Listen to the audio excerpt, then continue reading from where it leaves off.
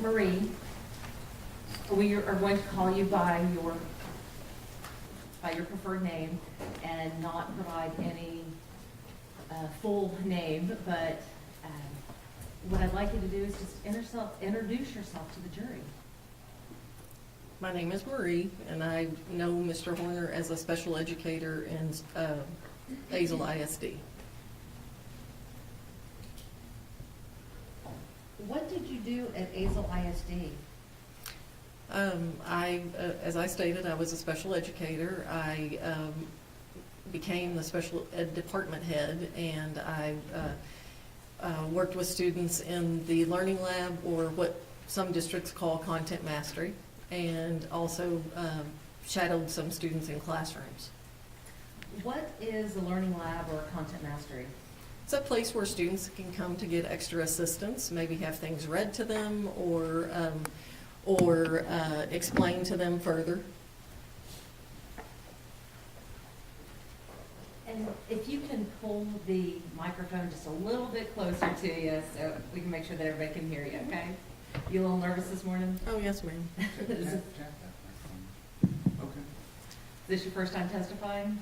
I've testified before. Anything like this, though? No. Marie, you mentioned content mastery and that kids can come there to get help. What kind of help would be provided in a content mastery setting? They might get reading assistance. They might also have things broken down or explained to them on a more basic level. Sometimes help with vocabulary. Can any student come to content mastery?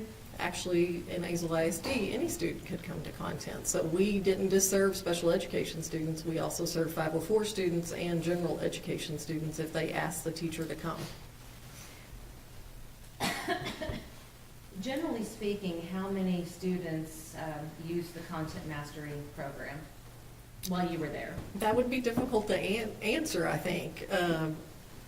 But, I mean, we had a large majority of students that used it, probably primarily 504 and special education students. But, I mean, on any given day, at any given hour, there can be 20-plus students in that classroom. You've mentioned 504 a couple of times. Tell the jury what a 504 is. 504 would be things like dyslexia, ADHD, things that can fall under special education, but if a student achieves to a certain level, they may be ARTed out, which stands for admission review and dismissal.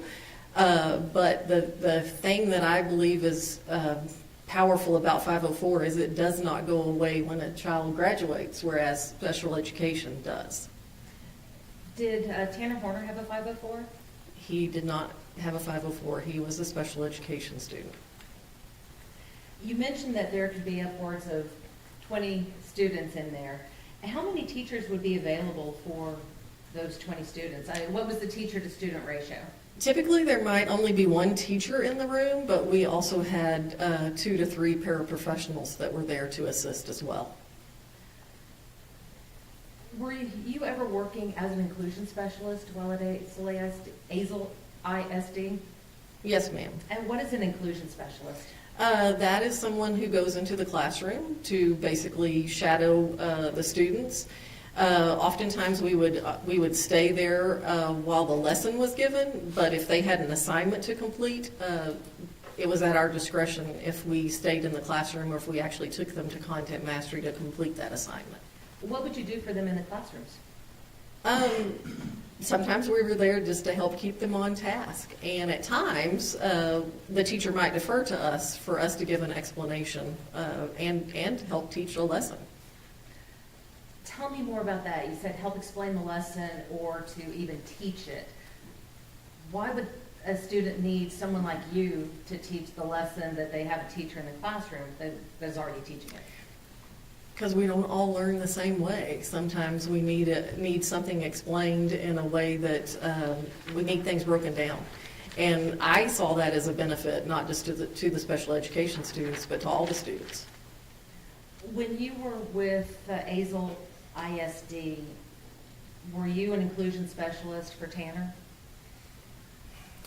That's going to be hard for me to answer because I'm trying to remember when inclusion started. And if I were, he would have been probably on the beginnings of that inclusion support. Well, Marie, during your time with Azel ISD, did you work with Tanner? I did. And how did you come to know him? Basically, he would come to content and we would be there to help assist. So, let's say he came in for a history lesson or a science lesson, we would sit down and and it wasn't typically just him, he probably came with a group, and we would sit down with that group and maybe read some of the content again with them, and then try to help them answer the questions that the teacher had sent for them to complete. When you first met Tanner, what was your first impression of him? He was a pleasant young man. Did he ever talk to you about his home life? Not a lot, but also remember I said I was the special education department head, so I probably attended, I can't swear to all, but the majority of his ARD meetings. And again, that's admission, review, and dismissal. So I got to know my students pretty well. So How often would these ARD meetings take place? at least once a year, but sometimes on occasion, maybe more than that. When you have these ARD meetings, who attends? The guardian is always invited, obviously, a parent and or guardian. There's always at least one special educator in the room that has them in class, as well as a CTE teacher, their career-oriented teacher had to attend, and then obviously regular education teachers would attend. What is the purpose of the ARD meeting?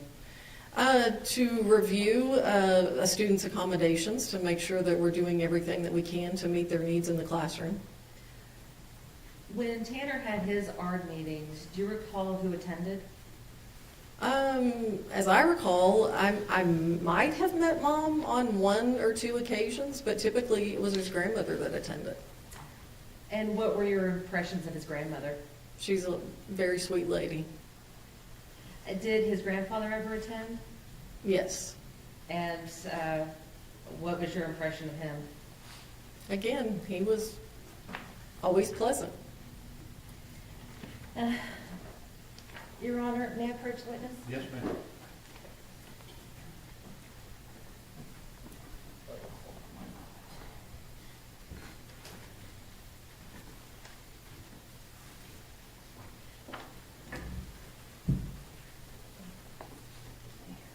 Now, Marie, I'm going to hand you what has been marked as Defendant's Exhibit number 75. We'll just take a look at those for a moment. Yes, ma'am.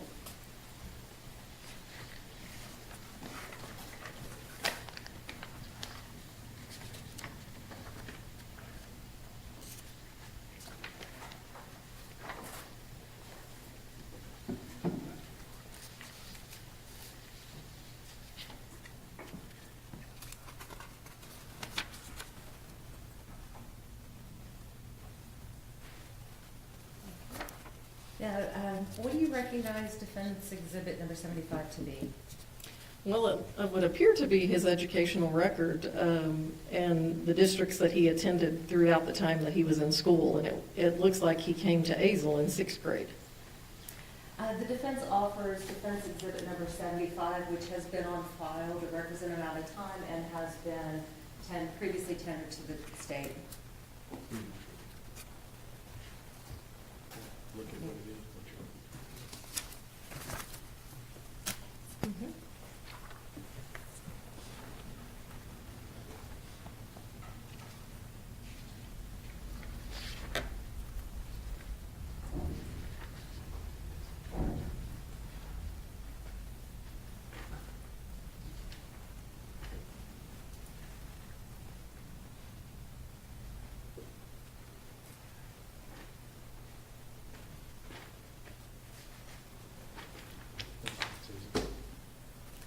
We're good, Your Honor, no objection. Okay, states, defendant 75 is submitted.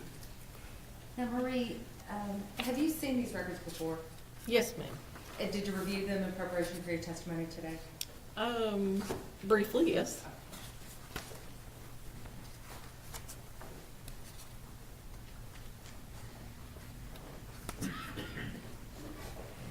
Now, Marie, when you were with Azel AISD, how did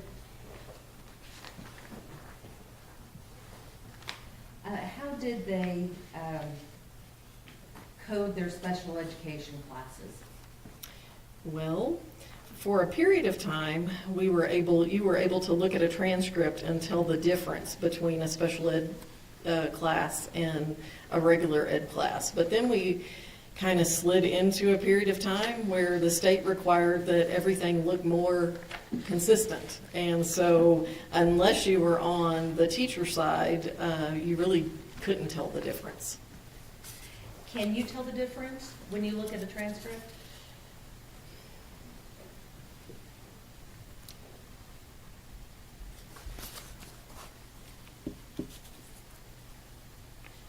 Or I guess, let me ask it this way. Can you tell us whether Tanner Horner was in special education classes? I'm going to tell you by looking at the transcript, it's very difficult to tell, but I know that he was, yes.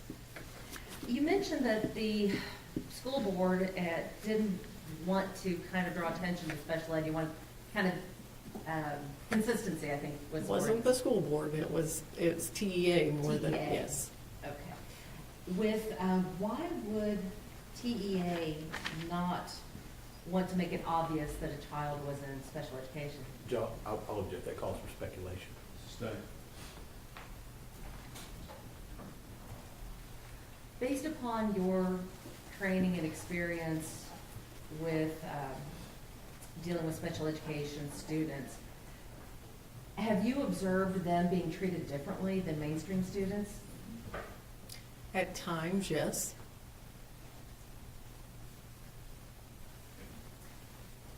In looking at Tanner's records there, are there any categorizations which may have indicated that he needed any sort of special services? And specifically, I'm asking, does it notate anywhere that he may have a learning disability or a neurodevelopmental disorder?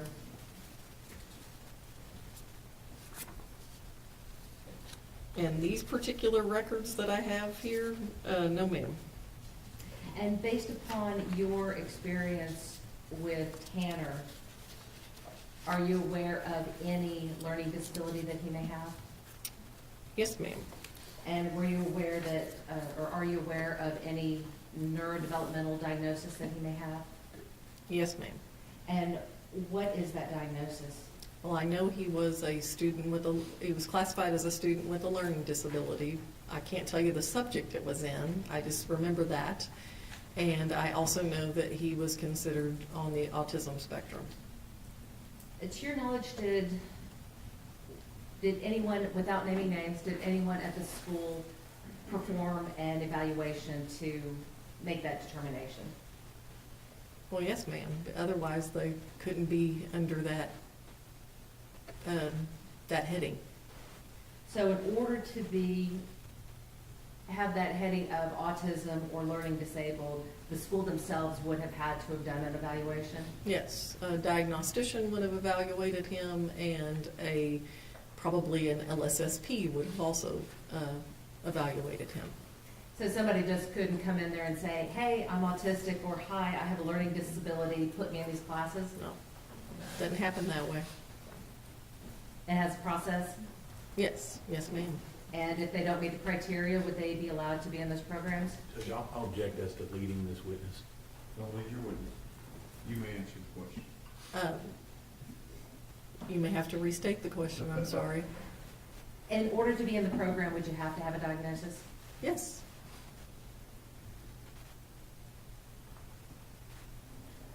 With regards to other things that were within your knowledge related to Tanner, were you aware of any, I guess, category or characterization or Anything regarding emotional disturbance? I do believe that that had been on his record before, but as I recall, it wasn't on his record when he was at the high school. Why would something like that change? Well, we put students in certain programs to hopefully teach them some coping skills so that they can be more integrated into the regular classroom.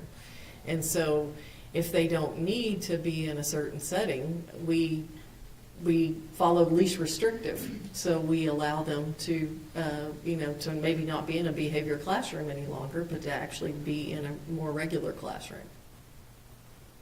What kind of behavior would get you placed in the category of having an emotional disturbance? Oftentimes it was anger outburst and or struggling with interacting with your peers. And you said that you taught, that a student could be taught coping skills. What kind of coping skills are generally taught? Well, obviously when they would be angry, once we could get them to a calm place, then we would, try to walk them through how could you have maybe handled this differently, or what might be a way to, arrive at a healthy decision. A lot of choices, we talked about choices a lot. What does the fact that someone begins the school year, not me, Your Honor. Not me either, and I don't know. Go ahead. Anyway, so Marie, if someone began the school year with emotional disturbance noted in their records, and then at the end of the school year, or the beginning of the next school year, it is no longer noted, what does that tell you about what that student was able to do throughout the year? Well, that would tell me that they must have learned some skills so that notation was allowed to be removed, but it also would tell me that they had an ARD meeting in order to remove that accommodation. Now, Marie, you talked a little bit about content mastery and that you worked with Tanner in content mastery.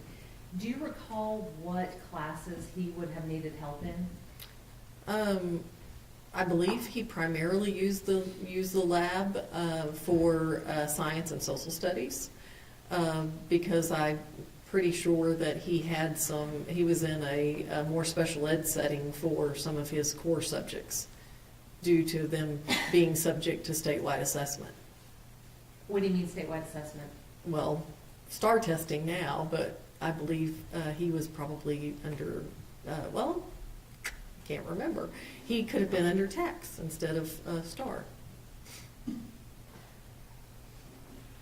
Why would Tanner need help with this? Why would he need those content mastery classes? Oftentimes they would read rather quickly and not necessarily glean from the written information the content that they might need to answer a question. And so oftentimes it was about trying to get them to slow down and actually look for, maybe read the questions ahead of time and look for the answer in the material that they were reading. Could you tell if it helped him? Oh, I have no doubt it helped him, yes. And why do you say that? Because he could be successful, whereas if he was left to complete the assignment on his own, not just him, but a lot of students would rush through it and not do as well. How long was Tanner in your content mastery classes? I feel probably throughout his high school career. When he was in your classroom, how did he behave? Typically the way you should. But I do recall on occasions there might be times that he had to be redirected. What do you mean by redirected? Well, where we might have to say, you need to be on task, or, you need to act appropriately. You need to, again, make good choices. Think about what you're doing, what you're saying. Were there ever any instances where he failed to act appropriately? Yes, but typically with him, once he was redirected once or twice, he did what he was expected to do. Did you find that he was easy to redirect, Usually, yes. but not always? Is Not always.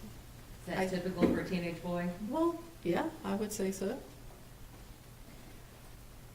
Now, Marie, you had the opportunity to watch Tanner throughout his 4 years of high school. I want to talk to you about his ability to reason through things. How would you describe Tanner's ability to reason through his problems or problem solve? He usually could come to a good conclusion given enough time. But I think if he felt pressured to have to make a split-second decision, he didn't always make the best choice. And that's where those redirections would come from. And if there were no redirections, what would happen? I'm not sure he would always make the best choice.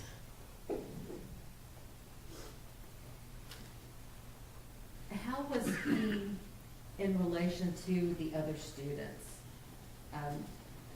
Was he able to problem solve when issues came up with the other students? Most of the time, but I think there might have been a few instances where he couldn't.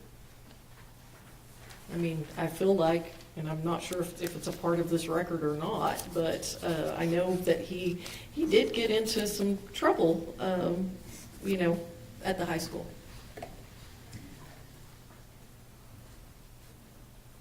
Based upon your observations of Tanner, do you feel that his emotions would ever affect his ability to reason? Yes. And why do you say that? Because I think if he got over angry or maybe felt like justice wasn't being served to a peer, more so a peer than maybe even himself, that he might act in a way that wasn't, what he would do otherwise. Did you ever see him act out in that manner? Yes. How often did you see that with Tanner? It was pretty rare. Maybe once or twice in the time that I recall him being while he was at the high school.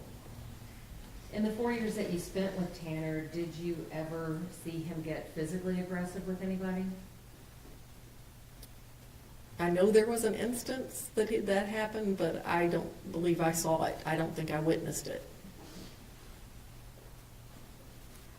When Tanner would become upset or have these instances that you were talking about, was he able to calm down on his own, or would he need someone else to help him?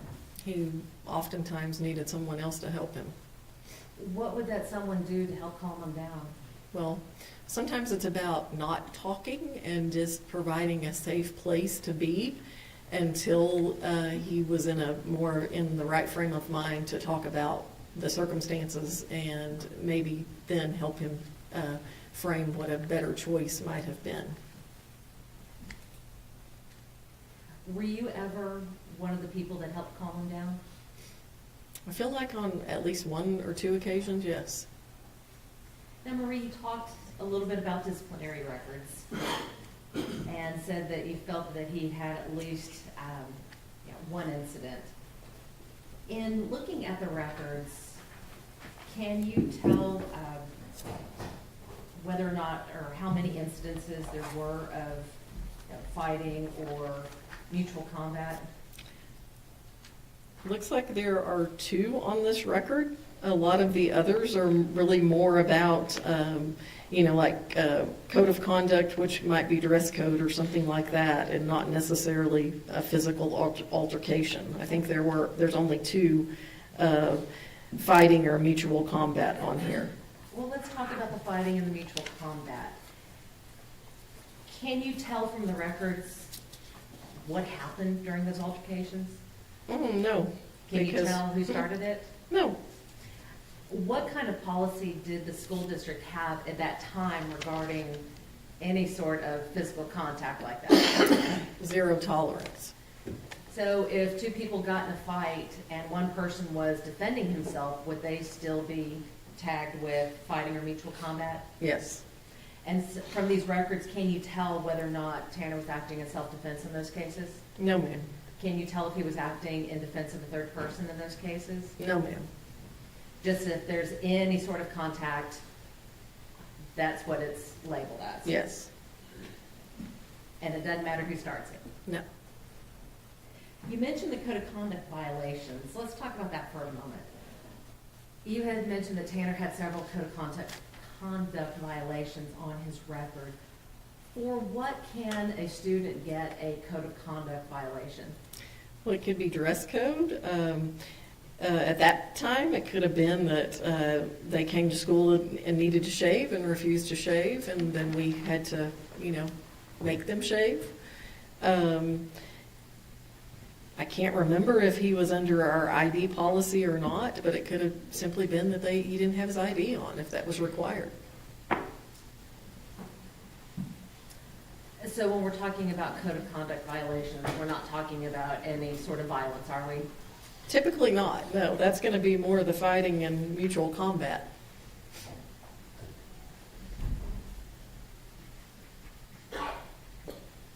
In looking back on Tanner and the time that you spent with him, do you have any memory of him ever being a serious disciplinary problem? No, ma'am.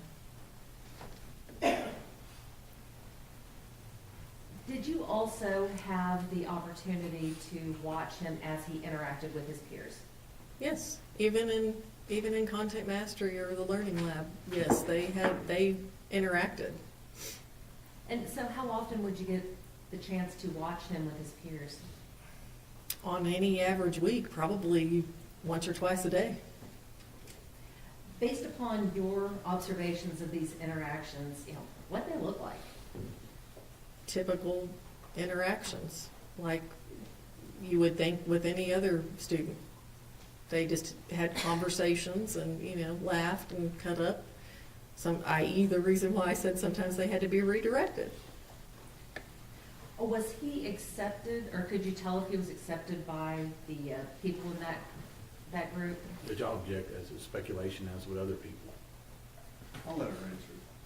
And again, based upon your observations, was Tanner accepted by those peers, or did he seem to be rejected and ostracized? Most of the time, I think he was accepted. I think there were probably some instances where he was rejected. Now, based upon your observations of Tanner in the Content Mastery class versus your observations of him outside of the class, in which group did he appear to be more comfortable? Are you asking me if I feel like he was more comfortable with peers that were also under special education, or with That's all where I was peers? headed. Okay. He probably was more comfortable with those that were under the special ed umbrella, but he also had friends that were not. Now,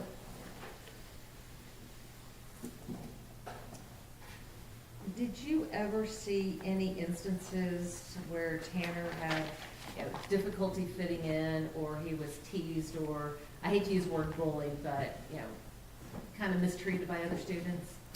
Well, I think there were probably times in the hallways in the mall area, the way Azle High School set up, maybe in the cafeteria, where he wasn't always treated as he should. And a lot of times we would not intervene unless it escalated to a point that we felt like we needed to, because they have to learn how to manage those relationships. You talked about Tanner being in the Content Mastery, and you talked about having him for 4 years. Did Tanner ultimately graduate from high school? Yes. Based upon your observations and your interventions with him, could you tell whether graduating from high school was an easy task for Tanner? I don't think it was an easy task, no. Why do you say that? Well, I mean, because, I mean, an average kid struggles, but I think a student under the special ed umbrella struggles more because it's hard for us to level the playing field and make sure that they have the accommodations that they need to be successful. When a student graduates from high school and they've been in these classes such as, you know, having an inclusion specialist or having special education programs or being able to get a content mastery, is that the sort of thing that follows them when they graduate? No, ma'am. A lot of people don't know this, but special education ends when a student graduates. And they're expected to acclimate and fit in and, you know, just move along through society without accommodations that they've had for, in his case, more than 4 years. So looking back at everything, was Tanner more able to complete his tasks when in a structured environment? Absolutely. Was he more able to be redirected while in a structured environment? Absolutely. Or was he able to overcome the emotional disturbance label that he was given? I think so, for the most part. The last thing I wanted to ask you about, Marie, is you had said that you thought Tanner was a good kid. Why did you think he was a good kid? He was always pleasant to interact with. Not all the students that came to Content Mastery were. Some of them were pretty much forced to come maybe by the teacher. But he always came willingly and typically, like I said, would accept redirection and complete the tasks that he was sent there for. I'll pass the witness, Your Honor. Cross-examination. Thank you, Your Honor. Marie, it sounds like to me, and by the way, my name is James Stanton. I'm the district attorney for Wise County. Nice to meet you. I saw you sitting back there. I didn't have a chance to introduce myself to you. So good to have you here today. I'm going to go over a couple of things with you. It sounds like at Azle ISD that there were a lot of programs out there for all the students. Yes, sir. To help them with certain subjects. Is that right? Yes, sir.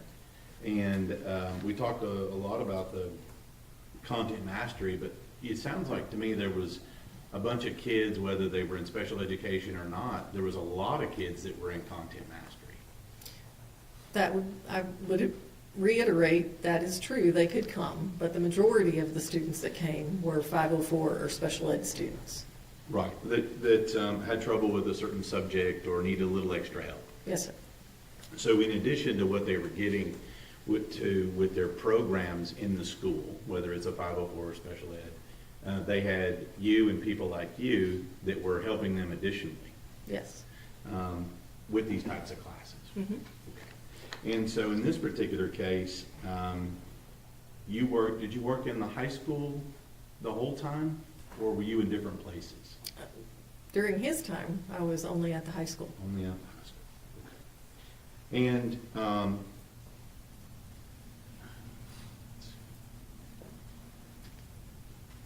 now, I'm listening to your answers here.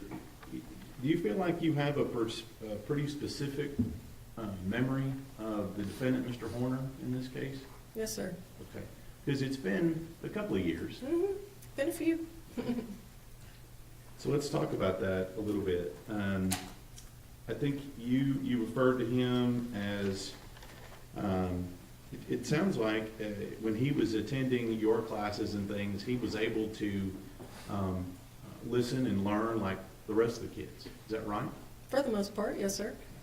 I think we talked a little bit about him being redirected, but I'm going to guess he probably wasn't the only kid in there that needed redirection. No. Okay. And that was, it seems like to me from what you're saying is that probably most of the kids in there may have needed a little redirection. Yes, sir. Or maybe a little assistance with their focus. Yes. Okay. Now, when you're talking about that and he's in there, you don't have any specific instances of him having any inability to interact with the other kids in that group setting, do you? Well, I was actually thinking about that this morning and even last night. I recall at least one incident where not just myself, but one of the paraprofessionals in the room, and oftentimes, I mean, it didn't matter who the kid was. We would say, "Hey, look at me. Is that the right choice? Is that what you should be doing?" And like I said, my colleague had to do it as well. But usually he would calm down and take the redirection and move on. All right. Now, you talked about him in the group setting, and it seemed like you had a pretty specific memory of him interacting with his peers, mostly accepted by his peers, and even I think you said he had friends in that group. Is that right? Yes. Kind of like any other kid. Yes, sir. Now,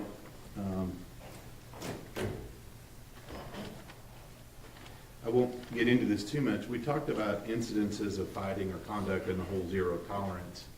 This also asks you about defending people and other things, but what it also doesn't say is whether or not somebody actually did start it and was assaulting someone else. Yes. Yeah. The record is very vague. Right. So, and it sounds like to me, you had quite a bit of interaction over a 4-year period with Mr. Horner, is that right? Yes.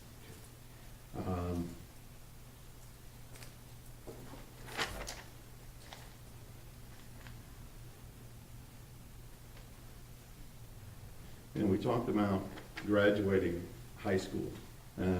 You said that some kids struggle with high school regardless. Mm-hmm. Not everybody's going to be at the top of the class. No. But based on your memory and your records, Mr. Horner graduated normally with the rest of his class. Yes, sir. Now,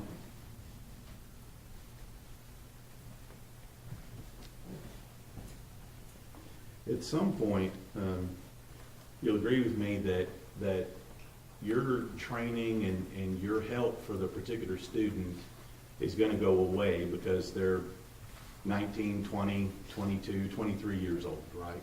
Well, special education technically in the state of Texas ends when a student turns 21. Okay, thank you.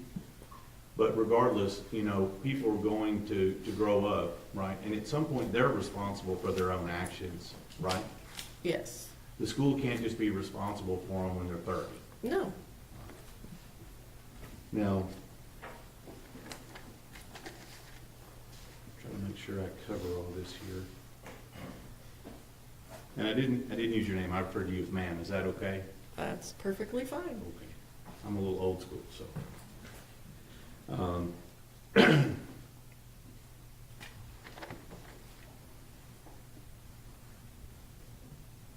In any of these instances that you're talking about here that specifically deal with the defendant, whether it's redirection or helping them make the right decision and things like that, you talked about several of those you remembered. Is that right? Yes, sir.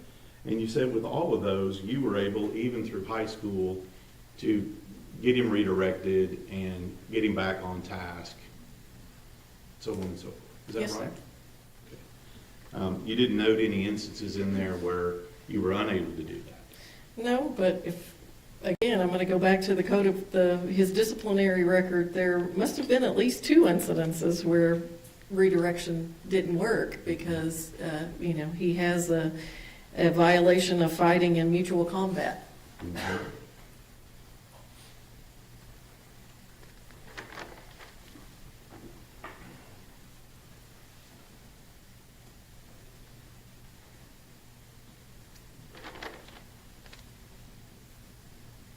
That's what it's wrong. Redirect. Just briefly, Your Honor. Mary, with regards to the disciplinary record, have you had the opportunity to look at the disciplinary records of students in Azle ISD throughout your career? I can't say throughout my career, but in the role that I had after I left the high school, I saw many, and so yes, ma'am. And how did Tanner's compare to those? Well, his is pretty short in comparison to some that I've seen. The state asked you about graduating with all of the other kids. In order, well, while Tanner was in high school, did he have accommodations? Yes. And were those, tell the jury whether you feel he would have been successful in graduating without those accommodations. No, ma'am. I don't think he would have been successful without them. So the only reason he graduated was because of the interventions of you and your team? Well, and his own tenacity, yes. Tell me about his tenacity. He worked hard to achieve.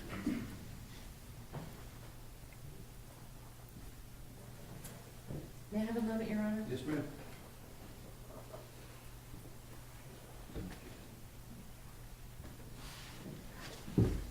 Nothing further. Thank you, Mary, or Marie. Mr. Stegman, Nothing further, Your Honor. may this witness be kindly excused? No objections. Thank you, ma'am. Thank you. Yes, leave those with me. Okay. Who do you have next? Gary B. Is the witness, where is the witness? He's in the back. Here. There you go. I got it.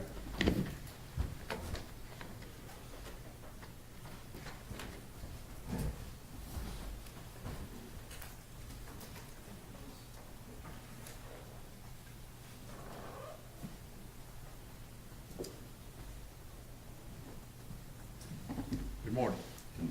Raise your right hand for me. Solemnly swear or affirm testimony given this cause to be the truth, the truth, and nothing but the true self of God. Yes. Have a seat right here. First of all, hand me that document that's right there in front of you, okay?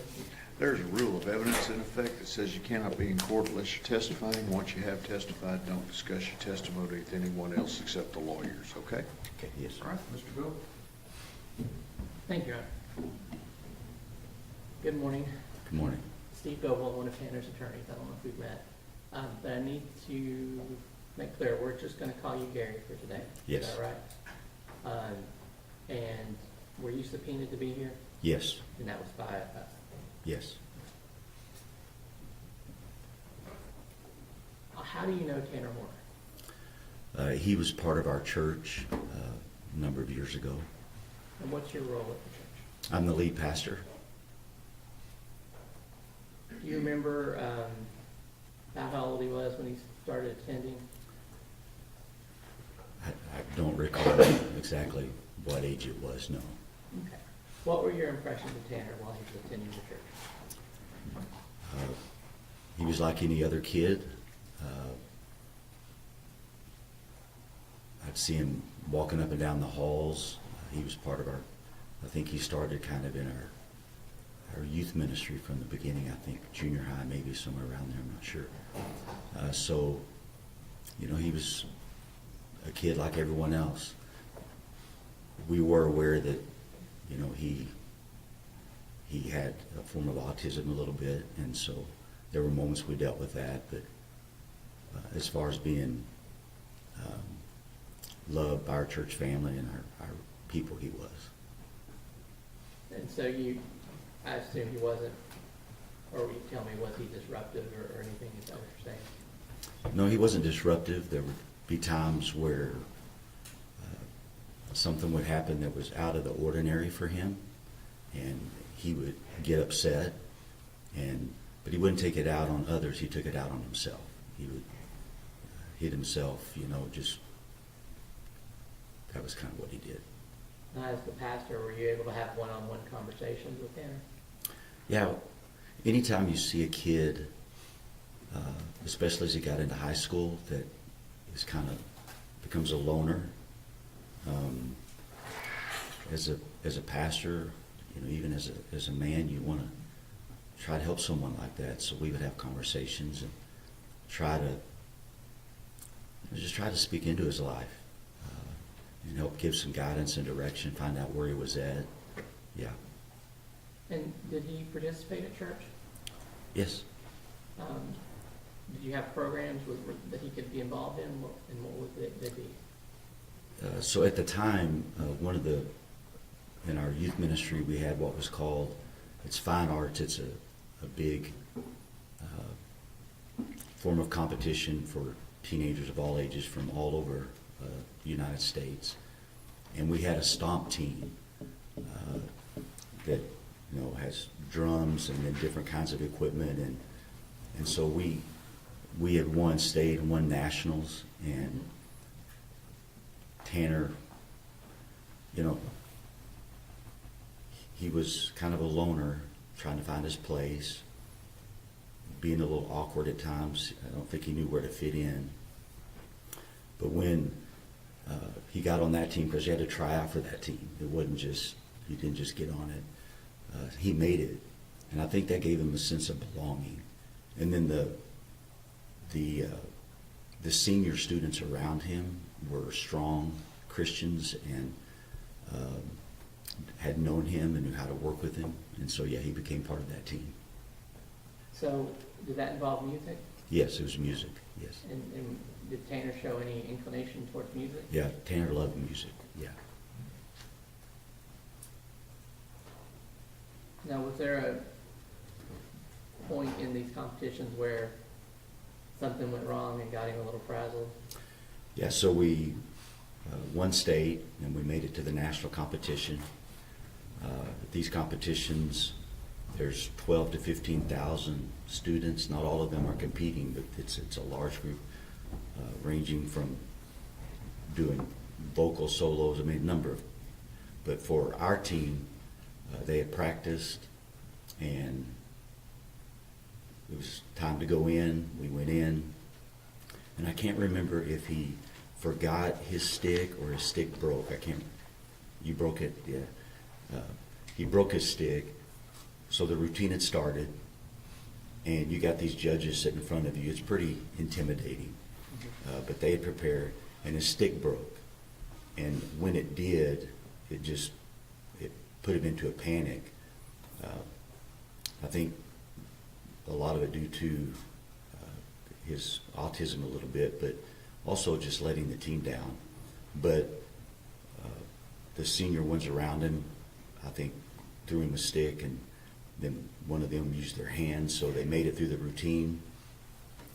But for some reason that really impacted Tanner, and as soon as it was over, he ran out of the room, and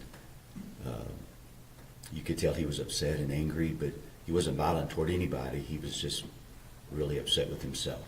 Yeah. But that's something that could have happened to anyone, right?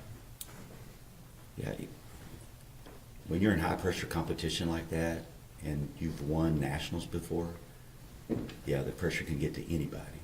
But Now, well, I mean, in terms of like the stick breaking on stage. yeah, the stick, that has happened, no control over that. Right. Yeah. And he didn't see it that way. No. For him, it was, since it was not in the normal routine for him, he didn't know how to deal with that. Now, you talked about this team was kind of competitive. You had to try out to get on. Yes. Did it require a lot of practice? Yes, sir. Lots of practice. So they were there about how often during the week, you know? It depended on how intense the competition was, and then on the group. But that particular year, we had some very strong drummers and musicians, so I would imagine they practiced 2 to 3 times a week. That would probably be the average.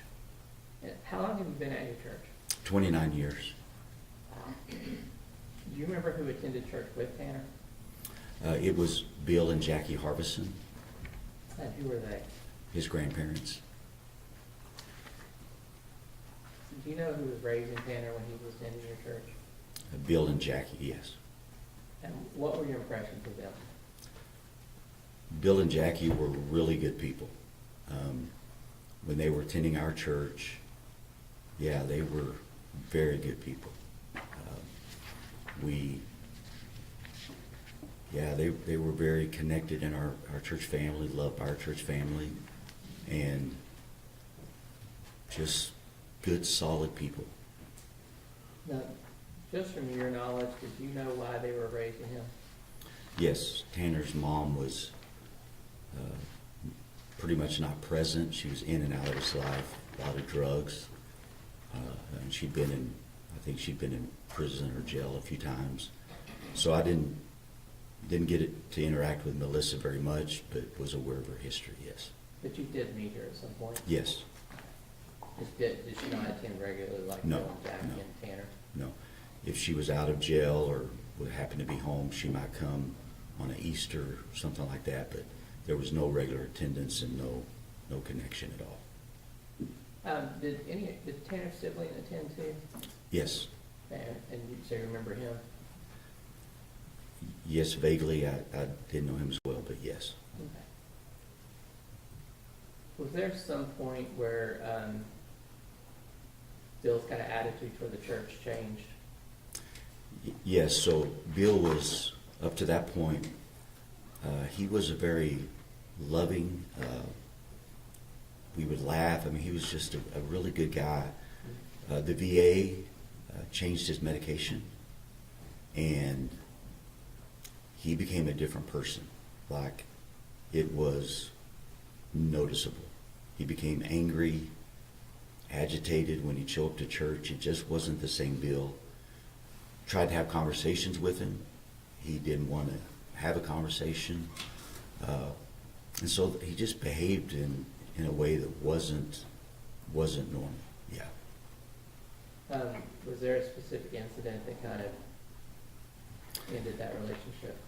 Yeah, so we tried to talk to him, but he started bringing a bag to church. He'd carry a bag. And at some point, you have to figure out what's in the bag. So our board, at that time, our security team was a little bit different. They're a lot more intense now, but they finally had to talk to Bill. And the sack had knives and stuff in it. And to him, I don't know why, he thought it was just normal. So when he was told he couldn't bring those to church anymore, he was already upset, but that kind of sent him to the edge. Did Jackie stop attending when Bill did? I can't answer that.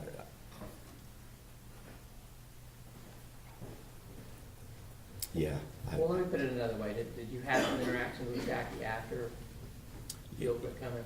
Yeah, Jackie would reach out right after that, and she understood something was wrong with Bill, but I don't remember how long she attended afterwards. But we'd have conversations trying to just help her deal with Bill as well as Tanner and his brother. Now, you said we've been talking about kind of junior high, high school for Tanner. Yes. When did you last have contact with Tanner? My last contact was after the incident that we're dealing with now. But when he got into high school, Yeah. and he was able to drive on his own, he didn't come all the time. He kind of had his own life and was developing that, but he would still come off and on. I think after graduation or right before graduation, we present a Bible to every senior, and he was there the day we presented his Bible, and that was a big moment. So I think as a pastor, that was probably one of my last encounters with him that I can remember, yeah. And then you said you had an encounter with him after the incident. Yes, sir. Did he initiate that, or you, or how did that happen? I believe he initiated it, so I received a call that he wanted to visit with me. And so, as a pastor, we don't always get to do the easy things. We do what we're called to do. So I met with him and just wanted to make sure he was okay, and wanted to make sure he understood, really what had happened. Mm-hmm. Because with his autism, and I don't know what range of the spectrum he was, but connecting things together was sometimes you had to really help him connect that. So I just felt like, all right, number one, I need to go pray with him. And then two, I want to make sure he understands fully what went on. So we went and we had a good conversation, I felt, and talked about the reality that, you know, as far as his physical life, it was never going to be the same. And so the only way that he was going to get through that is if his spiritual life, if he, you know, really turned his life over to God, he was going to need God's strength to get through all that he was going to face. But his life was never going to be the same physically, but spiritually, I wanted to make sure that his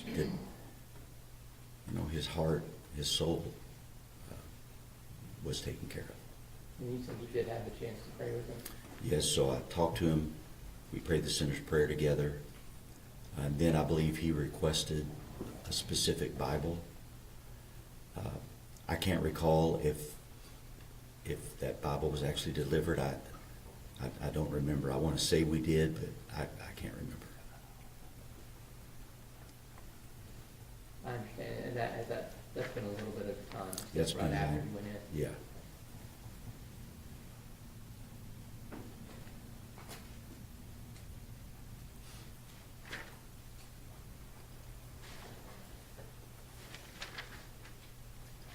Yeah, and I'll pass away. Cross-examination. Sir, I want to talk to you just a little bit about a couple of things. You testified initially that Mr. Horner was able to participate in this youth group. Yes. Right? In this, yeah, And he program. was able to go to practice several times a week Yes. and able to work within that group to perform for a common goal. Yes. And in fact, did well enough that they were able to place and do well on a big stage. So- Yes, sir. And he was, and how long does it take to do that? Is that a couple of year process that you have to get kind of together and practice? You have to work with all these people? Well, each year, there's a competition.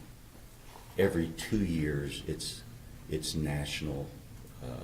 It's national every year, but every 2 years, it's really big because it's a convention where all the pastors from the United States as well as youth groups from all over the country meet. Right. But, so each year the team would be different according to who graduated and who would come in. I don't remember how many years Tanner was on the team. But yeah, within that structure, he was able to function within that team framework. Right. Be able to come to practice and Yes. work with other people, Yes, take criticism on whether or not he's doing correct or not. yes, And he was able to do that throughout the time that you remember. yes. If there would have been an incident that we felt would have been unsafe, then Tanner would have never been allowed to go. Yes. Right. And you didn't feel like that. No. And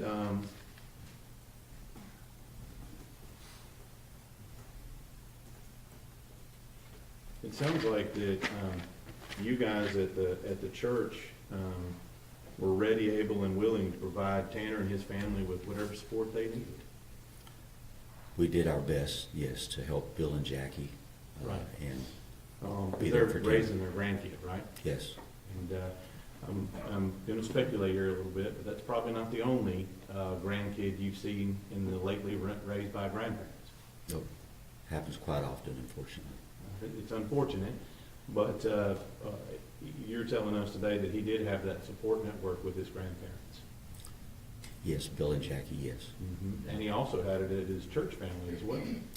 Yes. Now, you talked a little bit about the last time that you saw the defendant, Tanner Horner, correct? Yes. Do you remember what day that was? No, sir, I don't remember the day. And you said that you talked to him, and I think that you said you wanted to understand what had happened. No, I wanted to make sure he understood the severity of what happened. Well, let me just ask you, in that conversation, what did he tell you happened in this case? Sir, I can't remember. I honestly don't remember. You don't remember him telling you what he did to Athena Strand? No, sir. Did you ask him? I don't believe I specifically asked that, no. I knew what happened, and so I just want to make sure he understood what happened. Let me ask you this. You said you knew what happened. Yes. What did you know what happened? All I knew at that time was what had been out, and that is he was driving for, I think, FedEx, and had hit Athena, panicked, and then did what he did. That's all I knew. And that's what you discussed with him, about what you knew had happened. Yeah, I don't, sorry, I don't know if we got into specifics. I really don't. Okay. I just wanted him to understand the severity, like, look, Tanner, this is, this is real, and this is not going away, and I wanted him to understand that. Do you know now that that's not what happened? Yes, sir.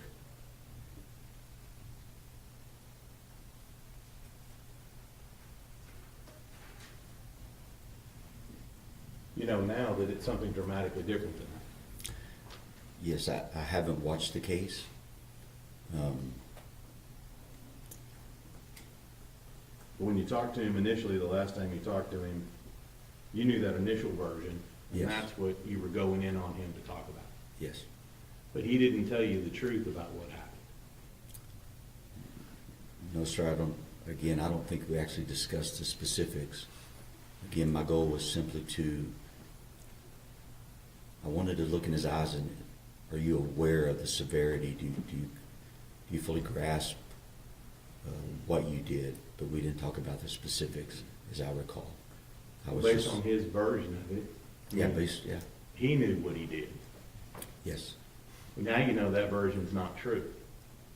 yes, sir, So he lied to you. yes, sir. That's what regret.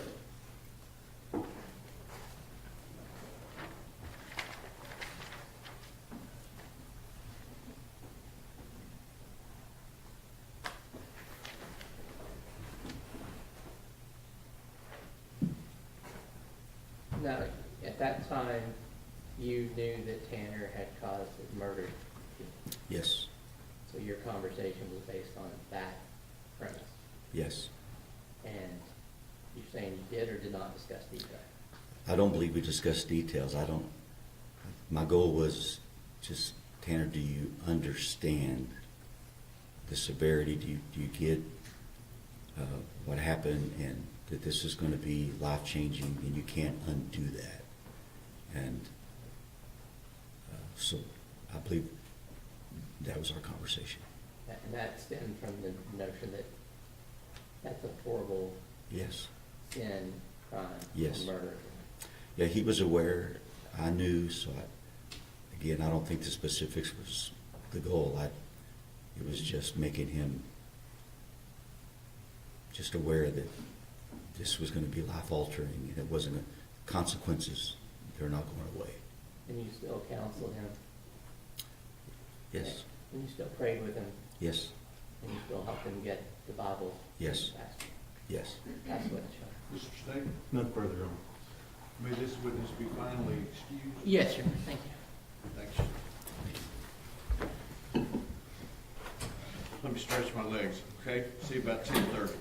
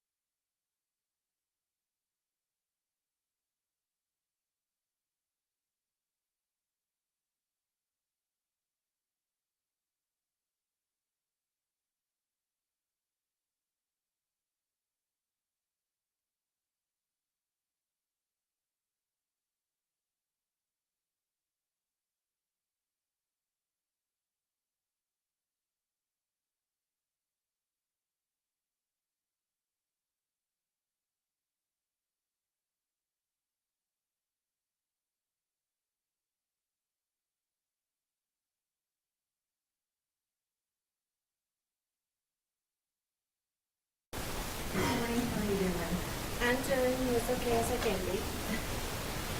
Would you please go ahead and introduce yourself to the jury?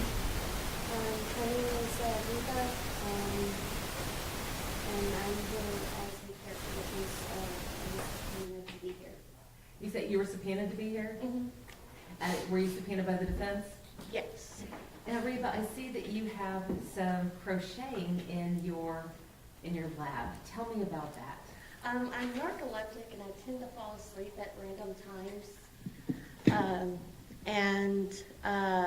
The crocheting, I don't even have to look at it, helps keep me awake so I don't fall asleep randomly. I know it's a bit awkward, but I'm not medicated and it works. How long has this been an issue? I've always randomly fallen asleep in class since I think my earliest memories of it was probably 8 or 9 years old. Reba, you had said that you were here to be a character witness for Tanner Horner. And how do you know Tanner? We were best friends when we were in 5th grade and dated briefly in high school. And again, briefly when we got older. You said that you met him in school. What grade were you in when you first met him? 5th grade. Did y'all hang out a lot? On the playground, yeah. And how often would you hang out? Almost daily. Playing games like kickball or, pretend or something like that. Did y'all do anything else together? What other types of games did you play? Like back then, Harry Potter was really big. We would sometimes pretend to play something in Harry Potter, and I would be one of the bad guys or something like that. What was Tanner like at that age? He was energetic, talkative. It was always fun to be around. Now, Reba, did you and Tanner ever attend church together? Yes. What grade were you in when y'all began attending church together? 10th grade. How often would y'all attend church? At least once a week, but sometimes twice a week. Did you and Tanner enjoy going to church? Yes, I enjoyed spending time with him and his family. He would often, during the services in the chapel where they would have the sermons, would have to wake me up because I would fall asleep. So it wasn't just you and Tanner that attended, you attended with his family as well? Mm-hmm. When you say you attended with his family, who are you referring to? His grandmother, his grandfather, and his little brother. You said that you had originally met Tanner when y'all were in the 5th grade. Did you stay friends with him throughout high school? Yes. Did y'all attend high school together? Yes. What was Tanner like in high school? About the same. I mean, he was insecure about being in choir because his voice was changing. Were there any other things that he was insecure about? That one was the main one. He wanted to focus more on playing instruments and things like that. Try to have a music career when he grew up. When y'all were in high school, were you still hanging out together the same amount of time that you did when you were in elementary school? A little bit more. We had more freedom to be like going out to the mall and things like that. And what kinds of things would y'all do in addition to going to the mall? Sometimes we went out to eat with his grandparents, and it was really mainly going out to eat or at the mall or hanging out in his house. Well, you said that you and Tanner had briefly dated while you were in high school. Yes. Tell me about that. He was always really sweet, real gentlemanly. Again, this was a long time ago. But I enjoyed spending time with him back then. Well, how'd y'all make that jump from childhood friends to high school dating? He admitted to me that he had a crush on me, And I'm like, why hadn't you asked me out? Because I'm the type that, you know, the other person needs to make the first move. I don't really catch the hint. Well, what was he like as a boyfriend? He was sweet and endearing back then. He was very supportive and seemed real protective back then of me when things were bad. When things were bad? Yes. Were things often bad for you? On occasion, yes. I had issues at home sometimes, and the kids at school liked to tease and make fun of me behind my back. And whenever he was around, it didn't seem to happen as much. As a boyfriend, did Tanner treat you well? Yes. Was he ever physically violent to you? No. Ever raise his voice to you? No. Did he ever pressure you into doing something that you didn't want to do? No. Oh, why did you two break up? I pulled a really dumb move on my part and wanted to date somebody else instead. And so I broke up with Tanner to date another person. How do you take that? Not too well. Why do you say that? He was upset, and he had every right to be upset. He, chased me and the other guy on after school across the streets. Well, did you think that he might hurt you? I mean, hurt himself because of the breakup?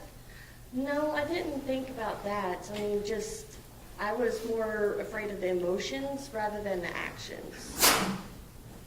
With the, after the breakup, did you still see Tanner? After the breakup, he did come to my house one time to ask, for clarification of what was going on. And he walked about 20 miles to my house, and I was more concerned about safety than the fact that he showed up. When you say safety, whose safety? His safety, because that was walking from Lake Worth all the way to Lahana, which is between Azle and Springtown. Oh, what kind of road is that? 199, and it's pretty busy. So when you say that you were afraid for his safety, was it just his safety while walking? His safety while walking. Well, after the breakup, did he seem to be depressed? A little, but after a while, we were still able to maintain some sort of friendship. And you said that he walked almost 20 miles to your house? Yes. Wanted some clarity Yes. about the breakup? Mhm. What did you think of this gesture? At the moment, I was just shocked that he walked that far, and I was more afraid of him getting hit by a car. So I didn't really think too much of it other than, are you okay? But you weren't worried that he was coming out there to harm you or anything, were you? Mm-mm. At some point, did you marry? Yes, I did get married to another man. After you married, did you maintain contact with Tanner? Off and on, yes. Are you and your husband still married? By technicality, yes. Have y'all separated? A long time ago. About how long ago? When he first wanted to separate, let's see, that would be about 15 years when he first wanted to separate. And the full separation was about 13 years ago. After you and your husband separated, did you get back into contact with Tanner? Yes. Why did you do that? Well, we were already talking back and forth for a while, like I said, throughout the relationship that I had with my husband. He, when things got bad, I would vent to him or, just catch up. Did you ever pursue him with a romantic interest involved? Yes. Was Tanner interested in dating you at the time? No, he wanted to keep it more friends with benefits type thing. And what do you mean by friends with benefits? Not exactly dating, but, still kind of together. How did you feel about that? Were you okay with it? I was okay with it, but I did try to pressure for more than just that. What, when you say you were pressuring him for more than just that, what kind of relationship did you want? I wanted exclusively dating, because I wanted to be with somebody who I could be safe with, or who I felt that I could be safe with. At some point, did y'all begin a relationship like that? Yeah, sort of. So I would say we kind of dated again. Was this Tanner and Reba 2.0, was that different from your high school dating? Not really. I mean, other than, just being adults. When you look back on comparing the two relationships, as the adult, do you feel that you two were more mature at the time? When we were adults, yes, we were more mature. Do you think that y'all had a greater level of emotional intimacy? Yes. Now, when I ask about emotional intimacy, what does that mean to you? Being able to confide in one another and not have judgment on what the other person did. And is this something that Tanner was able to do? Yes. And how would he show this level of emotional intimacy with you? We'd sit up late at night and talk, or, go and do things together from time to time. Now, Reba, in addition to emotional intimacy, was there a new physical intimacy? Yes. Did he ever pressure you to do anything that you didn't want to do? Never.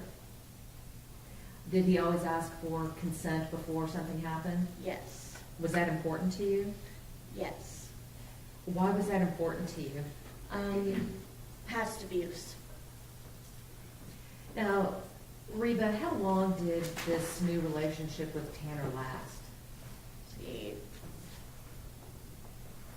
about 3 months. Did you enjoy spending time with him during the 3 months? Yes. And why did y'all break up the second time? He was very clear that he wasn't ready to be a dad yet, and that he wanted to focus on his music and that sort of thing, which I totally understood. And then my partner that I'm with now wanted kids and wanted a family, so I took the chance with him. How'd that work out? We have been together for almost 13 years. When you were with Tanner before, how many kids did you have? 2.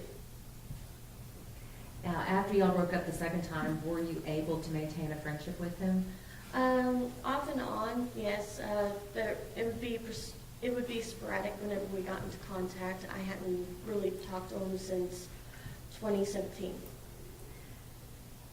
Do you still have any mementos of your time together with Tanner?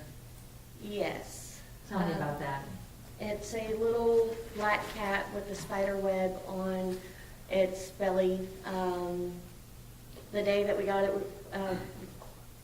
we were in high school and at the mall. I had spent most of my birthday money on a book, and I absolutely had to have this cat, and I was $2 short. So he pitched in the rest of the money, and I got the cat. Do you still have that cat? Yes. So what happened when y'all broke up? Who got custody of the cat? I did. On occasion, while we were dating, the little stuffed cat would go to his house, but for the most part, I kept the cat. I'll pass the witness. Cross-examination. Briefly, Your Honor, thank you. Ma'am, My name is James Stanton. I'm the district attorney for Weiss and Jack County. I want to, just a little bit there, I see you knitting away. Do you knit faster when you're nervous or slower when you're not? Does it change? The speed changes from time to time, Okay. so it depends on if I feel the stitches. Okay. Well, it seems like to me, and I think you've, and you said you've had this problem since you were how old? About 8 or 9 years old, I've been, I randomly fall asleep. I also have a condition called cataplexy, which means, like if I get too excited or if I'm spooked, that I will either go into a seizure-like event, or I jump and I fall, like all my muscles won't move. Well, I'm gonna tell you, I'm not gonna do any of that to you today, okay? I just note that, so you've had that since you were a kid, and now you're a mom, family, everything else. So it seems like you've kind of found a way to work around whatever problems you had or you were born with. Yep. Now, you did talk a little bit about an instance that you got the new boyfriend, and you said that Mr. Horner had chased you and the boyfriend. I'm trying to make sense of that. He just chased us, asking us why, and I went across the street to where my mom was to pick me up, and I just left it at that. Okay. I'm just trying to get a little clarity on that. And it also, the big thing here is, you talked a lot about you said you'd had some rough childhood. I'm not going to get into that. You said you've had some past abuse and things of that nature, right? Mm-hmm. But you're still a mom, got a family. And let me just ask you, just to be clear here, you're not a felon, are you? No. You haven't killed anybody? No. No sexual assault on your part, No. despite your rough childhood? Yes. And the last thing I'm going to ask you is that you said you're here to be a character witness for Mr. Horner. Is that right? Correct. Let me just ask you, do you know what happened in this case? I have heard. What have you heard? Objection, Your Honor, that's hearsay. Sustained. Tell me what you know about this case. Objection, Your Honor, that's based on hearsay. Sustained. Um, Hang on, you don't have to answer.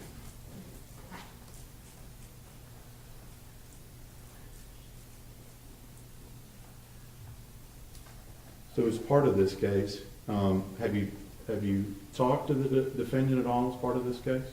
no.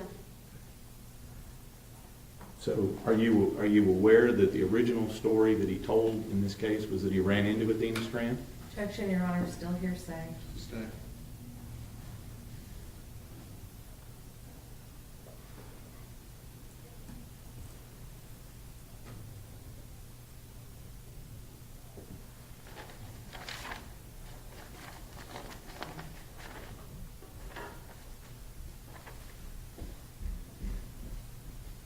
Pass the witness. Redirect. Yes, and Reba, I'm sorry, I was looking at my notes and I realized I left a section out. So I wanted to ask you a little bit about Tanner's home life. Did you ever go to Tanner's house? Yes. Who did he live with? His grandmother and his grandfather? Was his father around at the time? No. What about his mom? Very sporadic. I think I've only, met her once, and he would hardly talk about her back then. When you met her, what was your impression of his mother? I did not have a very good impression of her. Why not? When I did meet her, we were going to Six Flags together, and I don't think she was in the right frame of mind at the time. And my parents were very strict about having adult supervision, and every time she tried to run off, we would have to go and find her, and it felt almost like babysitting. What did you mean by not in the right frame of mind? I don't think she was sober.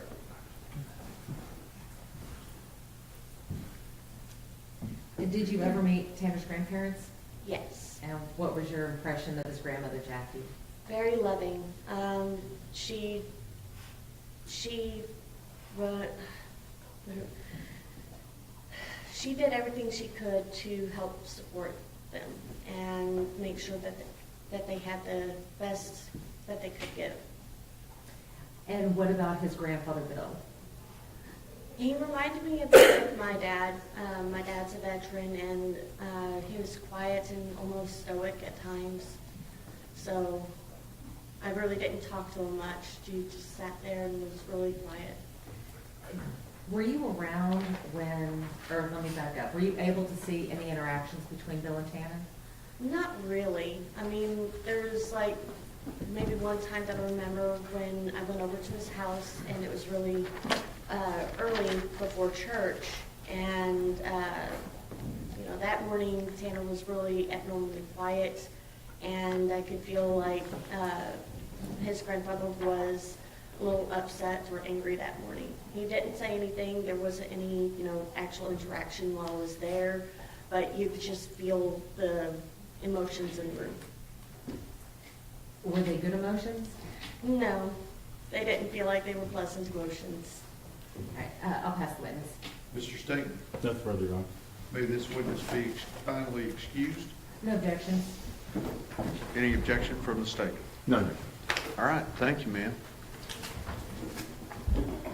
Just come here first, real quick. Yeah, I was gonna say, counsel.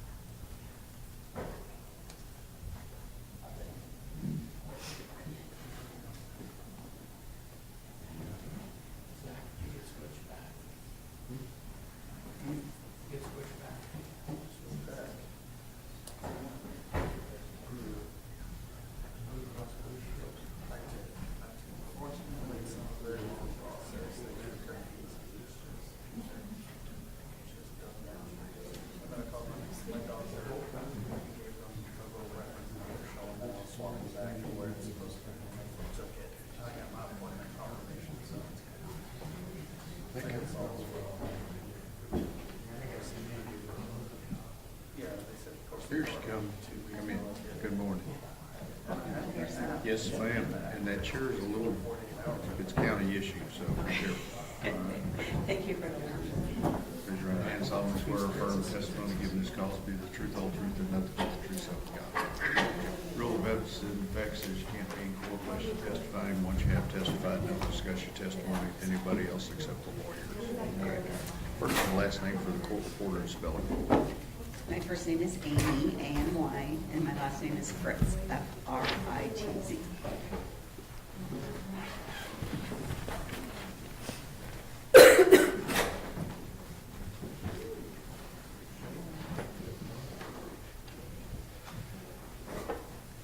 Outside the presence of the jury, Ms. Anderson, you may proceed. Yes, Your Honor. Dr. Fritz, hold on one moment.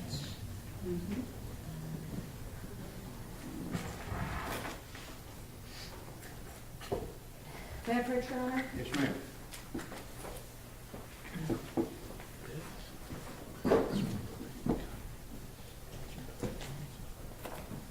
Dr. Fritz, I'm going to hand you Elizabeth Martin's defendant's exhibit number 76 and 77. Okay. Do you recognize these? Yes, this is my CV or resume, and this is the report I wrote. Does your defendant's exhibit number 77, does that accurately reflect your education, training, and work experience? Yes, it does. And defense exhibit number 76, does that accurately reflect the findings and testing and evaluation that you conducted in this? It does. Defense offers defense exhibits 76 and 77 that have been previously tendered to the state. At this point, I'll admit them for the record, and then in the presence of the jury, we can admit, or do you want to admit it for all purposes? We can pre-admit and admit them for all purposes, Judge. Okay, 76 and 77 are admitted.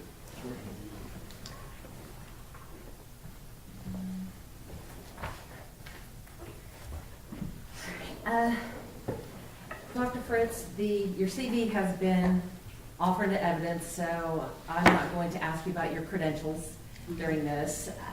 But I did want to ask you, what were you asked to do in this particular case?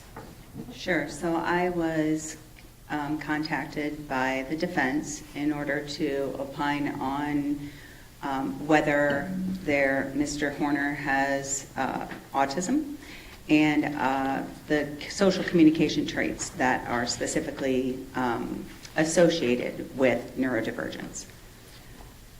Did you perform any autism tests to diagnose autism? No. So as a speech language pathologist, it's not within my scope to make that diagnosis of autism in most states. And I can, however, talk about the social communication aspects, which are like half of the diagnostic criteria from the DSM. Half the diagnostic criteria for what? For autism spectrum disorder. In your line of work, how common is it for an expert or for a doctor to rely upon the reports and findings and test results from other experts? I would say somewhat regular, especially, or somewhat common, especially in the forensic world. And what about in the clinical world? I would say in related fields. So for example, some of my clients have comorbid medical conditions or mental health conditions that are important for me to know more about. When preparing for this case, did you meet with Tanner? Yes, I evaluated him across 2 days, evaluated him in the jail, and I believe I was there for about 4 hours one day and 3.5 the next. During this time that you spent with him, did you conduct any testing of your own? Yes. So unfortunately, my field doesn't have a lot of standardized assessments that are appropriate to give to adults over the age of 22. There are profiles that are very helpful, and there are some instruments that we can use to provide age equivalencies or other information that's somewhat standardized. So I did perform both informal and formal assessment, as well as observations, record review, and interviewing with the client himself, as well as his grandmother. With regards to the testing that you did do, are those the kinds of tests that are generally accepted in your field? Yes, so the ones that I gave are all very mainstream assessments. So two that are standardized for somebody of Tanner's age were the Peabody Picture Vocabulary Test, as well as the Expressive One-Word Test. Those are both vocabulary assessments. And then I gave the clinical assessment of language fundamentals. That is actually, the clinical evaluation of language fundamentals. That's Okay, actually hold on, you're talking really fast. Sorry, sir, I'm a little nervous. Well, don't be nervous, because I gotta slow down for she you. might throw paper clips at you here in a minute. Oh, no, I don't want to get assaulted here, so let me slow down. Well, let me ask you this, Dr. Fritz, are all Yeah. of the tests that you performed, are they set out in the report that has been admitted into evidence? They are, yes.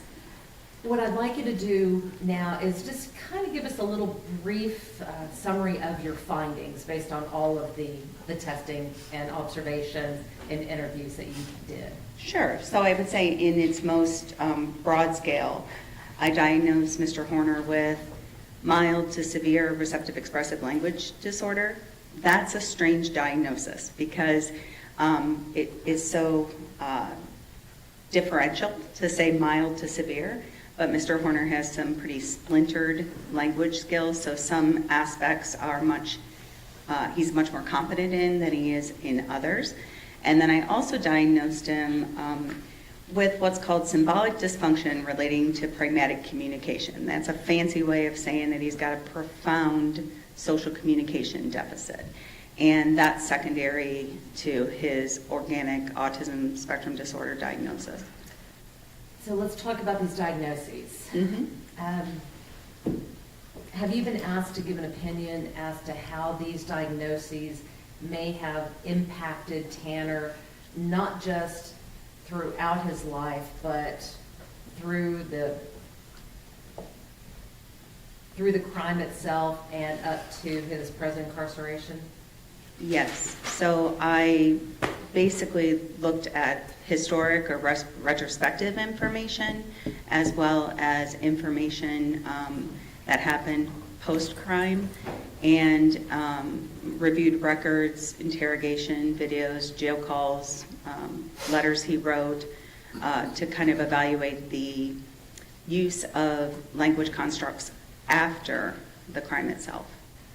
Why is this important for the jury to know? Because of the fact that he has profound social communication deficits, we see evidence of that in his interrogations, in his interactions with loved ones through the jail calls. That would be certainly indicative of somebody who is struggling with social norms, and certainly could be deemed as highly inappropriate.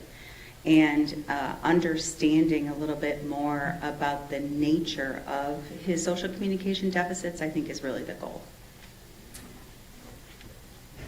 Without your explanation of what you see in the interrogation videos and the jail calls that you reviewed and some of the other evidence that you reviewed, is it possible for those interactions to be misconstrued?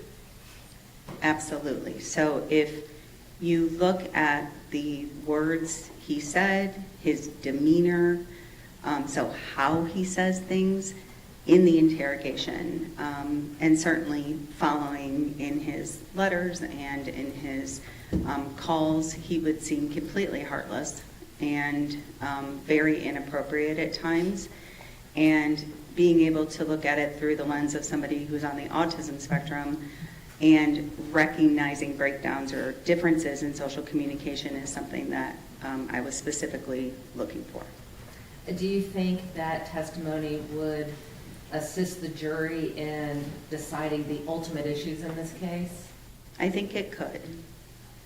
I'll pass the witness, Your Honor. Cross-examination. Thank you, Judge. On your specific conclusions, are you just going to be talking about those 2 diagnoses that are in your report? I'm not sure.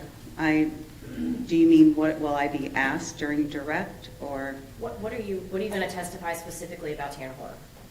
So the way that his social communication deficits, along with related, because I am an autism disorder specialist and expert, his related difficulties can be evidenced throughout the crime and his behavior afterwards.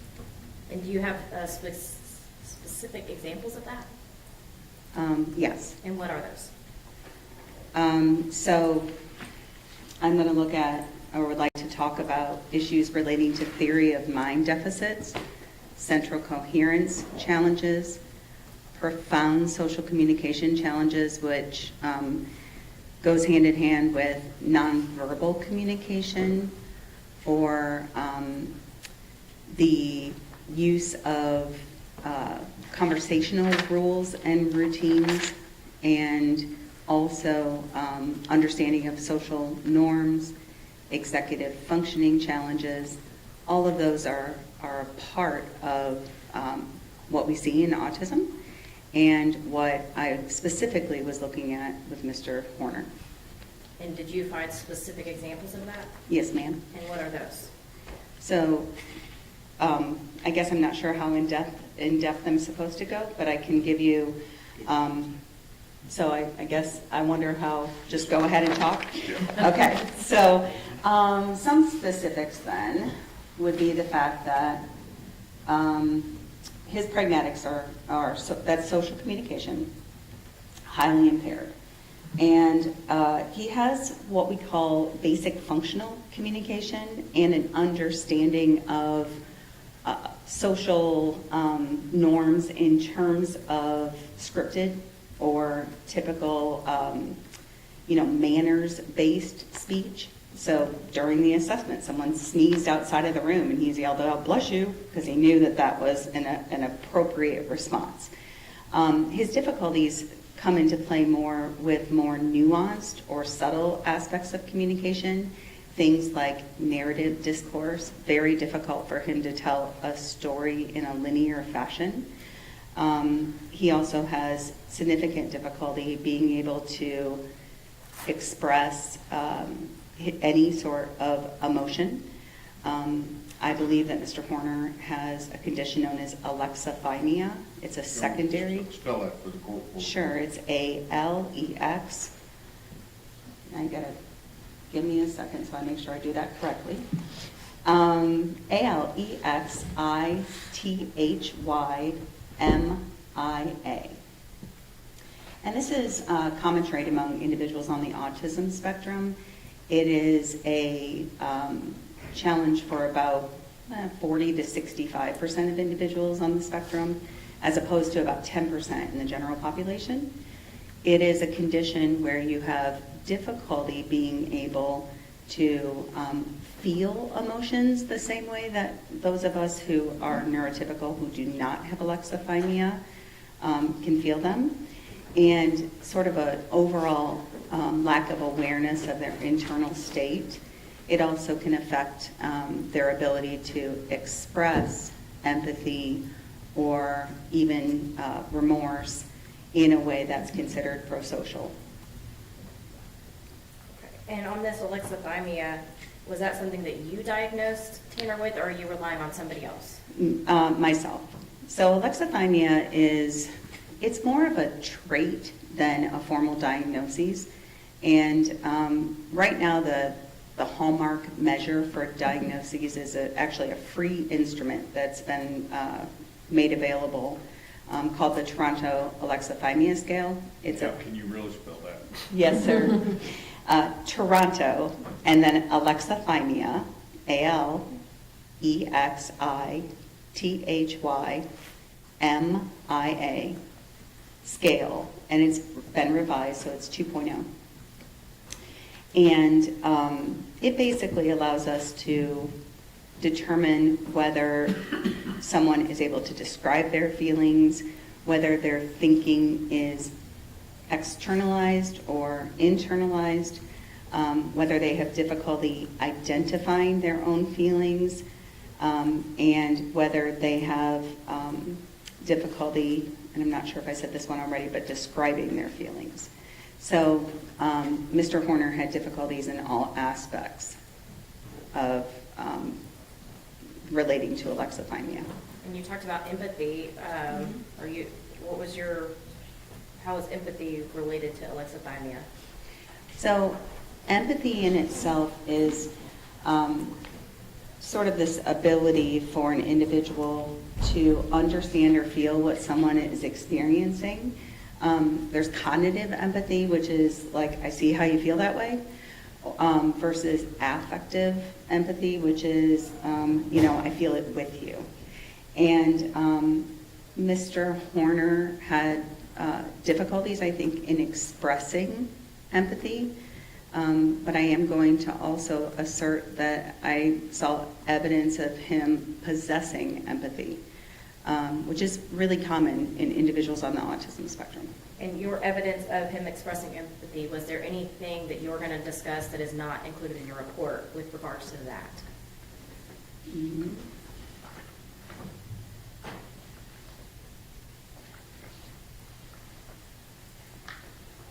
I'm sorry, just give me a moment to look at what I have included. Yeah, you're fine. Thank you. My intention is to talk about, and so I apologize for not answering you directly, but my intention is to talk about evidence in the jail calls, which I think is in the report, evidence in the interrogation. There's less empathy exhibited there. Also in during the actual assessment, and I think that's in the report too.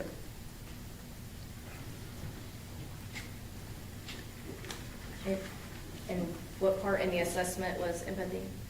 So one thing that Mr. Horner would do is if he would see somebody being mistreated, for example, in a video scenario, he would express feelings of, saying that that person was being rude, or feeling sorry for a character in a video. Certainly demonstrated empathy for animals. So if he saw an animal that looked sad or was in a cage, he would express that, both with his words and with his nonverbal language.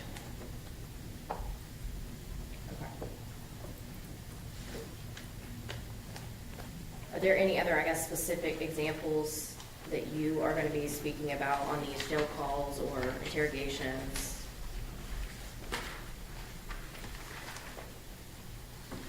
I guess in regards to your conclusions, right? Yes, of of the course. diagnosis. Yeah, one aspect that I think is important, or as an important example, is when Mr. Horner's mother called him, and he called his mother, couldn't understand why his fellow inmates were looking at him like a monster. And his mother, knowing his difficulties in this area, had to directly put it in terms he could understand. And so therefore gave him that perspective taking. That goes to theory of mind as well, of what if this happened to your child? How would you then feel? And so with that additional prompt, then he could explain and understand how he, to some degree, made Athena's family feel. Okay. And I believe that you listed in your report all the items that you have reviewed, correct? Yes, and the items in the back are, the back 2 pages, I believe, Yes. are the extensive list of the records I reviewed, with the exception of information I received from the defense after I'd written my report. And what is that? So that would be Dr. Imhoff and Dr. Spence's report, the report from Dr. Arumbala, as well as I believe information that was provided by the state. So deposition transcripts, jail records, the abduction video, and prior bad acts. I think that's a comprehensive list of the items I've reviewed that are not already reflected in the report. And have you reviewed all those items? Yes, ma'am. And did you create a new report? No, ma'am, I just recently got those. And what are you going to testify to within regards to those specific items that are not included in this report? We can start with Imhoff and Spence. Are you going to testify anything related to the reports of Imhoff and Spence? No, there was nothing new or surprising to me in their report. Okay. Dr. Arambula, are you going to testify to anything with regards to anything in Dr. Arambula's report?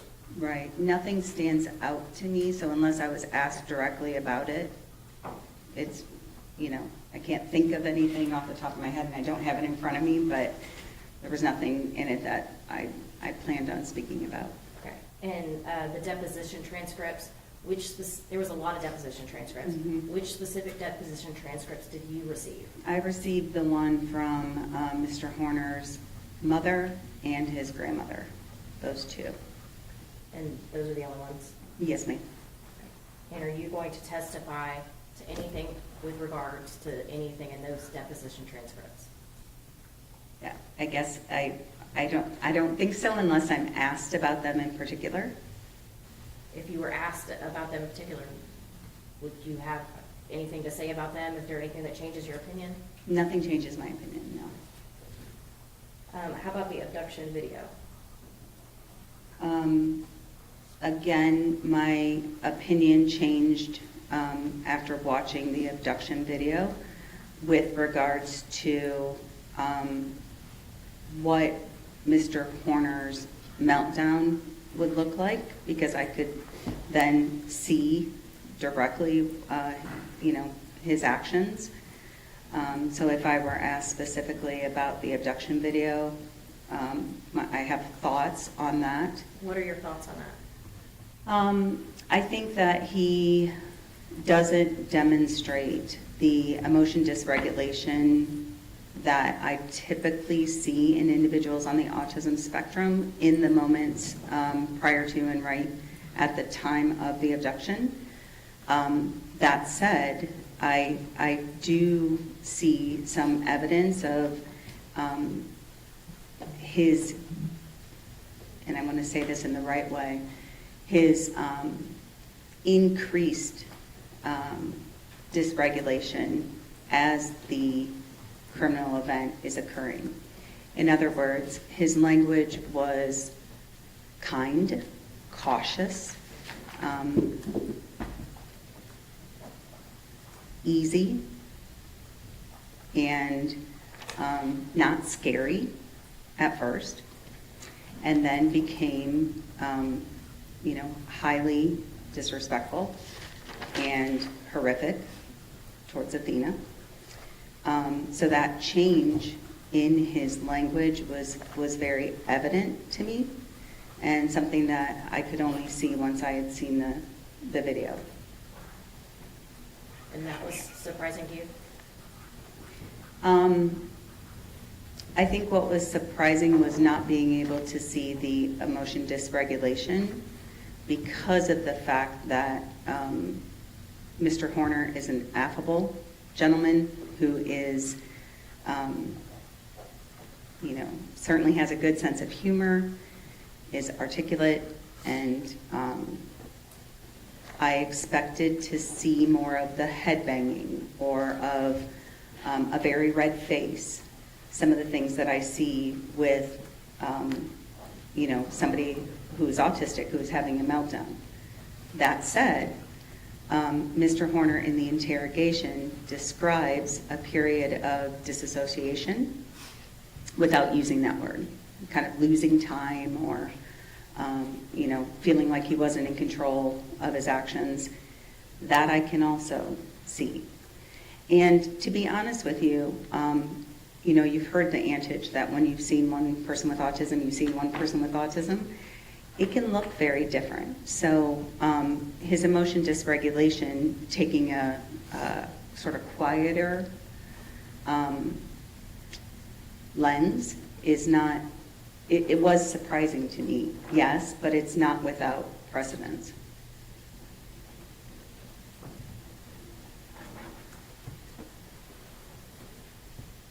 You also mentioned you reviewed the prior bad acts. Was there anything in there that you reviewed that No. changed your opinion or that you will testify to today?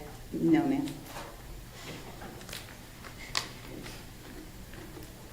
What did Tanner Horner tell you about what he did Mr. to Horner Athena? told me that he backed into her because the backup camera was not working. He also told me that he strangled her. I would say that the story that he gave me at the time of the evaluation was very similar to what he told the investigators in the interrogation. So he lied to you? Yes, ma'am?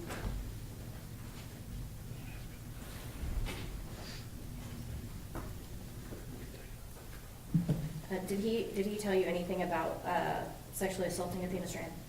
No, ma'am, and I didn't ask.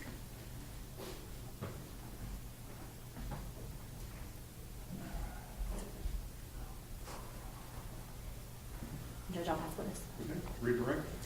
Just briefly, Dr. Fritz, will you be able to testify to any of the comorbidities or co-occurring diagnoses that Tanner possesses? Yes, I feel comfortable because of my many years of experience in working with individuals on the spectrum to talk about common comorbidities.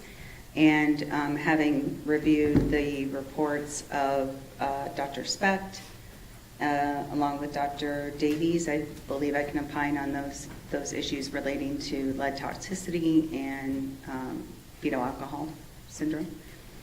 And so will you testify about how all of those diagnoses work together? Yes. And based upon your training experience, is that something that you were able to do? Yes. So within my scope, I certainly would never make a mental health diagnosis. I would never, talk about a specific medical condition outside of my scope. However, comorbid traits and how those and how the communication is hindered or affected by them is certainly within my wheelhouse. May I have a moment, Your Honor? Yes, ma'am.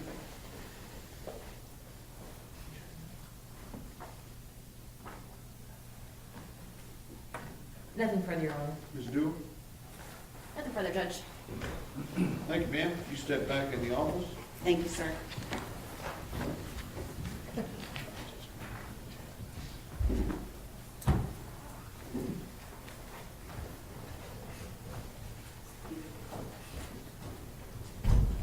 Any objections from the state? No objections, Judge. Okay. All right. We will start no later than 1 o'clock. Okay? Yes, sir. All right. Ready.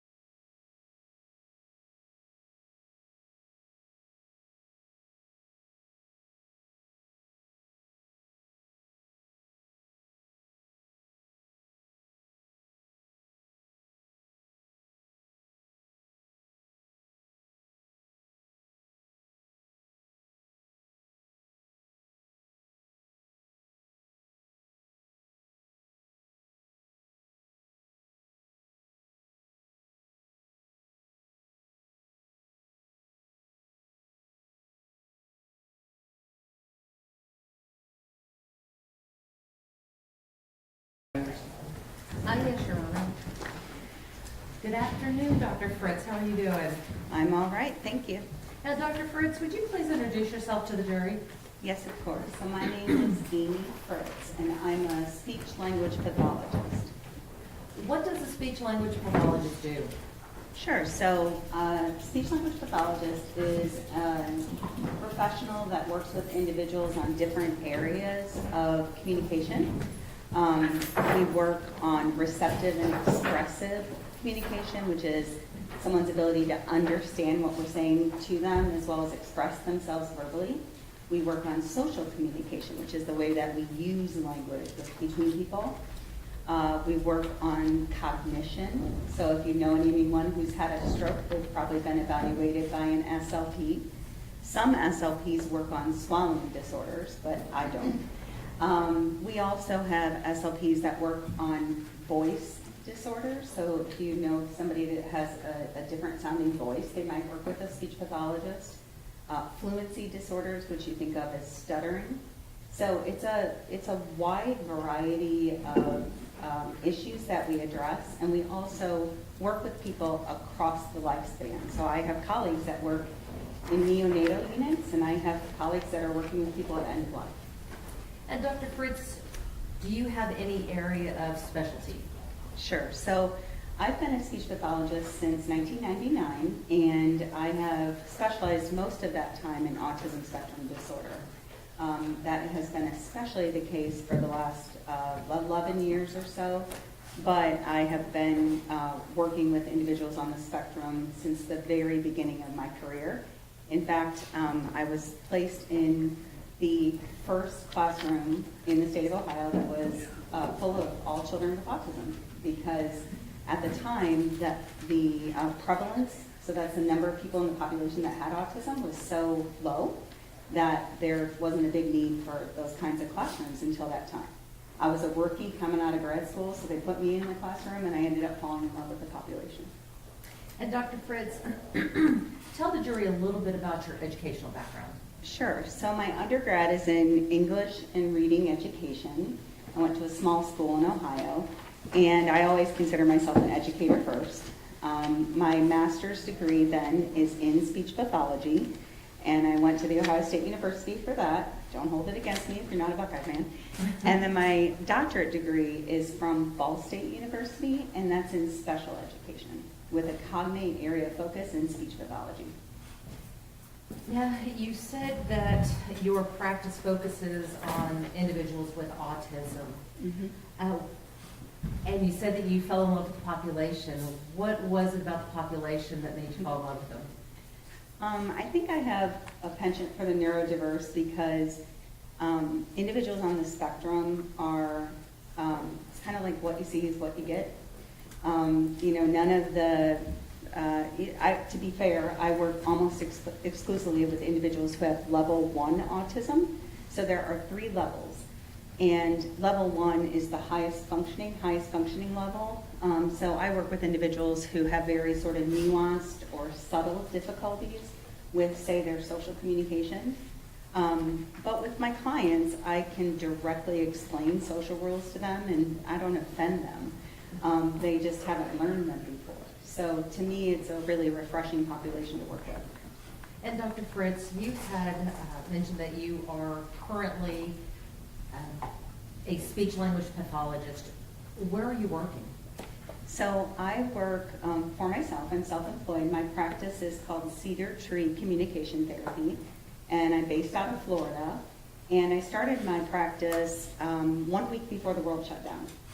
And I had an office I was paying rent on for 18 months and pivoted to telehealth like the rest of the world, and it ended up being wonderful for me and for my clients because they're very comfortable joining me via computer, and we're making really good progress. So I can see clients remotely, and that's about 60% of the work I do.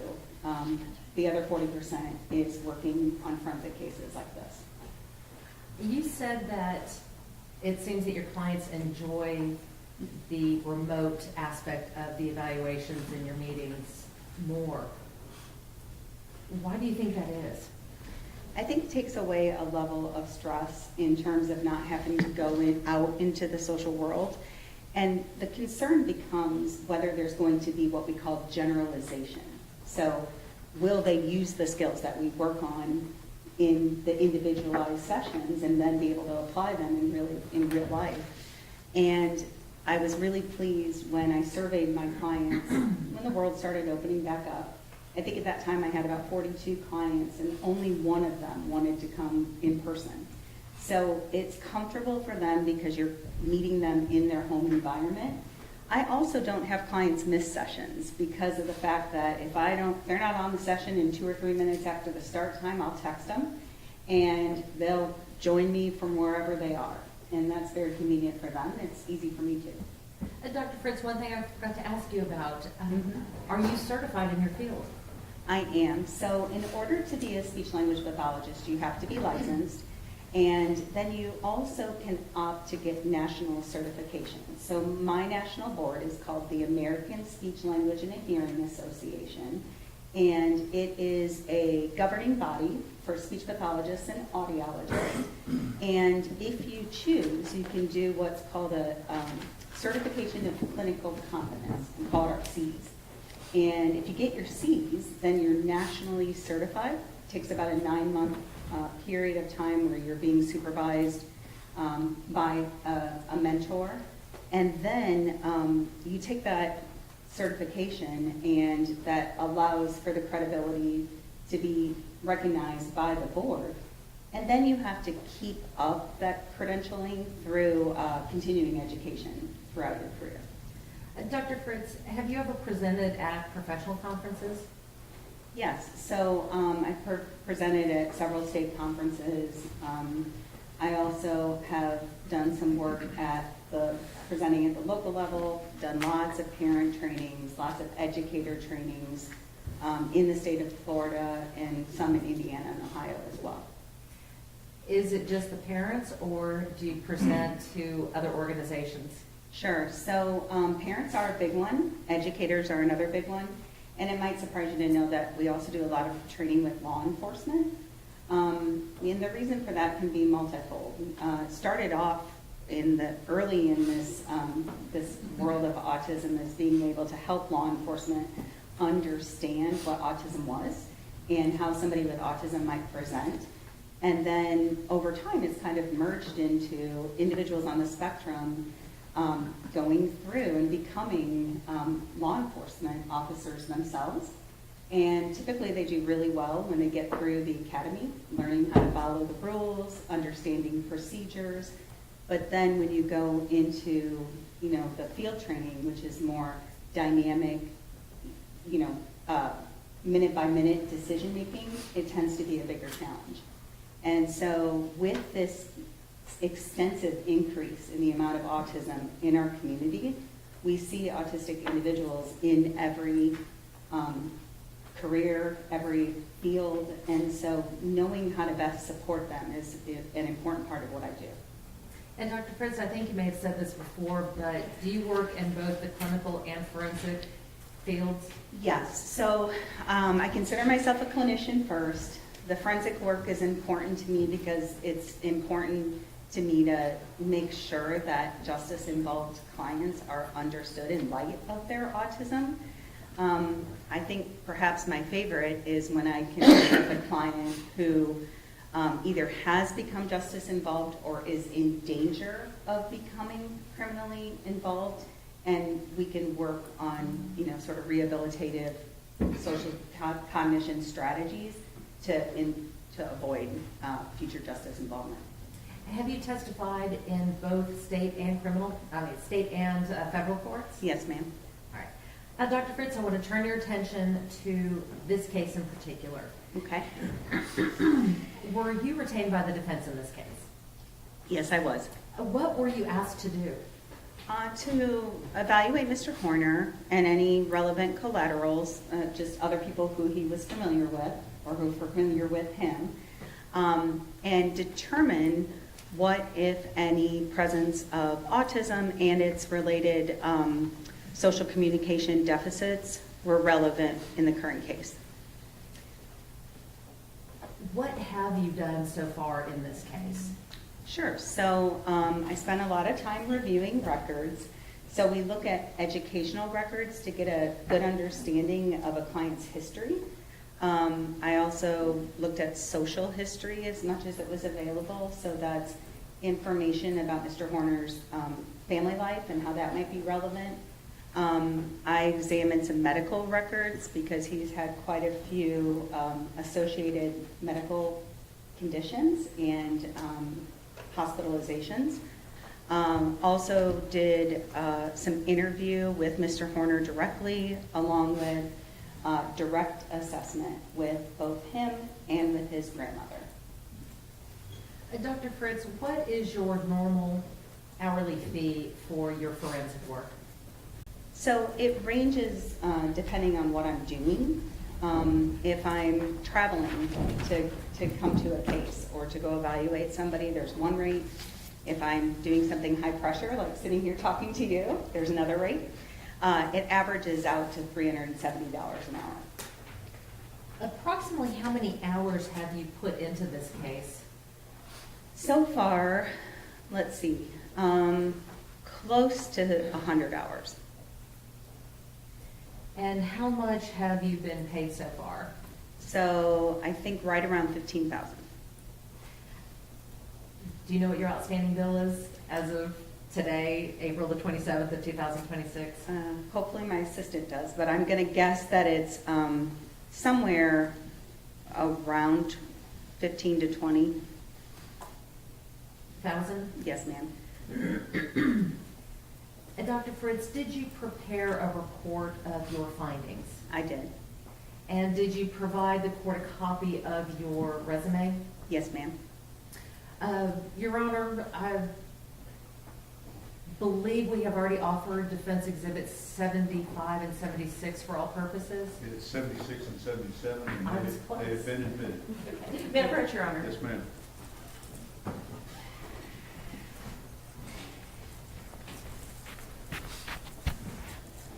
Dr. Fritz, I'm going to hand you what has been offered and admitted into evidence as exhibits number 76 and 77. If you'll just take a look at those, please.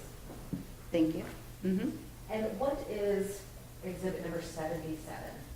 Number 77 is a copy of my resume. You might also hear it called a CV. But I'm a clinician rather than a researcher or publisher, so mine looks more like a typical resume. And defense exhibit number 76, what is that, please? That's the formal report I wrote of my speech language assessment of Mr. Horner. You can hold on for this one. Okay. Just have to give them to the court reporter. Okay, you know what? I'm going to give them to you. I'm going to give them to her now because otherwise, yeah, I don't want to walk off with them. Thank you.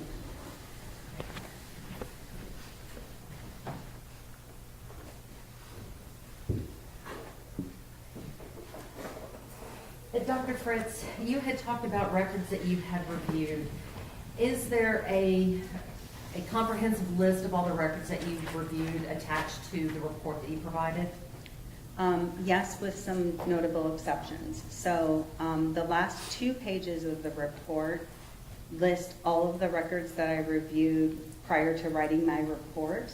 But then, since I've submitted my report, I've received some other pieces of information, videos, and records to review that are not explicitly contained in the report. Did any of the new information that you received change any of your opinions that are contained in your report? Not significantly, no. And the list of records that you reviewed, or I should say in the records that you reviewed, can you give the jury just kind of an overview of what kinds of records you were looking at?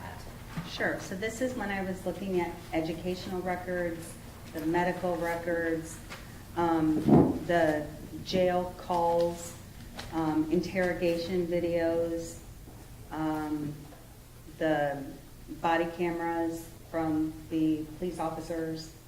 I also looked at some depositions, so when individuals who know Mr. Horner well were deposed by the court, then I read those transcripts.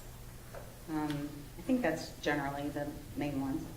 And Dr. Fritz, in this case, did you perform any testing on I Mr. did. Horner? And I want to go back, Ms. Anderson, for just a moment, because I was remiss in not mentioning the fact that I also reviewed some other experts' reports. So, I'm sorry, can you repeat your question? Yes, well, I'll just build on that. You said that you had reviewed the reports of other experts. The reports that you reviewed from the other experts, did those experts do any testing? Yes, Did their reports contain the results of the testing? yes. Did you use the results of their testing in formulating your opinions today? No, not directly. The only exception to that would be reports relating to diagnoses of fetal alcohol syndrome and lead-based toxicity. And really, the only influence that that has is to mention that several of the deficits that I noted in Mr. Horner's social communication can be caused by those conditions as well as by autism. Did you rely solely on the records to form your opinion? Solely on the records, the interview, my clinical observations, and the direct assessment. So let's talk about your clinical observations and the direct assessment. Were you able to meet with Tanner? Yes, ma'am. How many times did you meet with him? I met with him across 2 consecutive days while he was in the jail. About how long were your meetings with Tanner? I think we were 3 hours one day and 4 hours the next, or vice versa. During your meetings with Tanner, did you do any testing? I did. And can you give the jury just kind of a brief overview of the type of testing that you were giving? Sure. So I was looking at communication in particular. So I looked at assessments that are designed to determine his level of expressive and receptive language. Remember, I told you expressive is like how well you get a message across, and receptive is how well you understand. I looked at social communication, that functional language use. I also looked at vocabulary, both receptive, so how much he's understanding, and how much he's producing, which is expressive vocabulary. Did you interview anyone else as a part of your evaluation? Yes, ma'am. I interviewed Mr. Horner's grandmother. Is she what we might call a collateral witness? Yes, ma'am. How important is it when making these assessments that the evaluator reach out to collateral witnesses? I think it's critical, and this isn't an offense to Mr. Horner. It tends to be true of the population, that a lot of individuals on the spectrum are not great self-reporters. Sometimes that's just because we don't know what we don't know.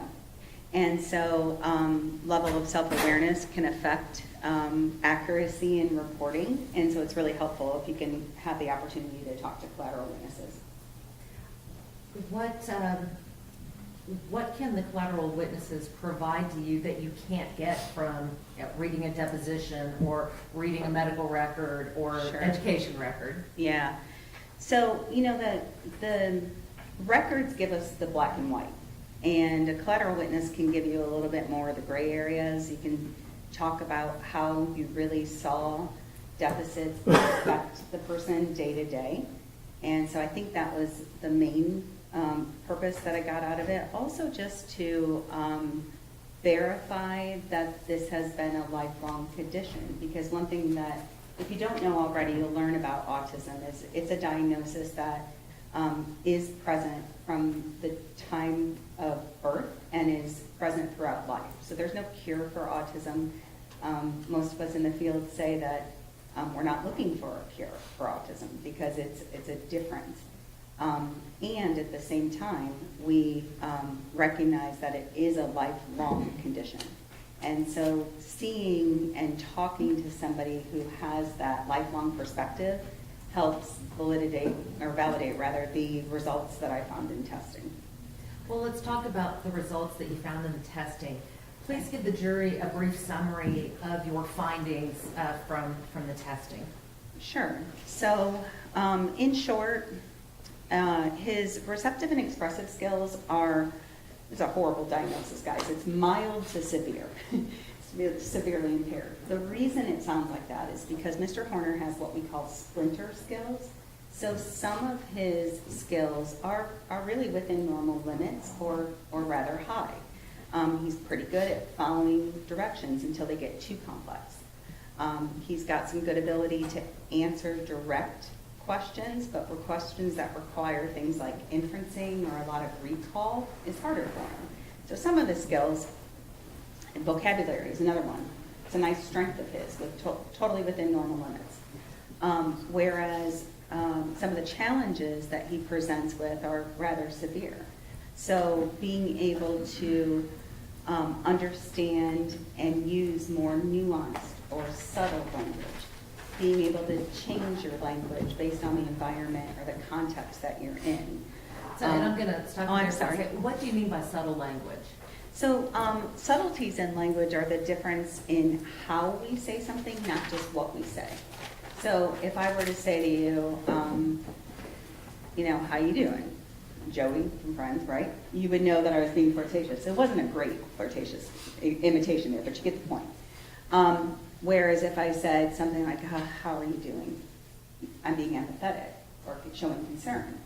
And that goes into that social language piece, but also we see it evidenced in more complex sort of sentence structures. So things like concept words were harder for Mr. Horner to understand and to be able to use in his own speech. He also has a significant difficulty with what's called narrative discourse skills. What is that? Yeah, it's being able to tell a story in a linear fashion. So when we tell a story, there's a beginning, a middle, and an end. We start the story, we introduce the problem, you have the problem-solving aspect, and then you conclude the story. And Mr. Horner does not have the ability to do that. Now, Dr. Fritz, you mentioned mild to severe mixed receptive expressive language disorder. Was there any other diagnosis that you gave Tanner? Yes. So I've told you already, he has profound deficits in his social communication. We call that social pragmatics. Because of the fact that I know that those deficits are secondary to a diagnosis of autism spectrum disorder, the diagnosis itself sounds pretty convoluted. So let me read it for you. It is, give me 1 second, guys. Symbolic dysfunction relating to pragmatic communication secondary to an organic disorder of autism spectrum disorder. I told you it was convoluted. But what that means is just social language challenges.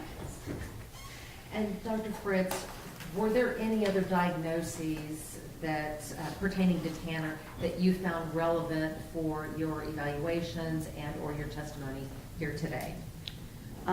So there's kind of an informal diagnosis of something called alexithymia, which is difficulty with understanding your own internal state and being able to express emotions, understand the emotions of others appropriately. It's fairly common in autism. We see it in about 45 to 60% of autistics, whereas in the general population it's about 10%.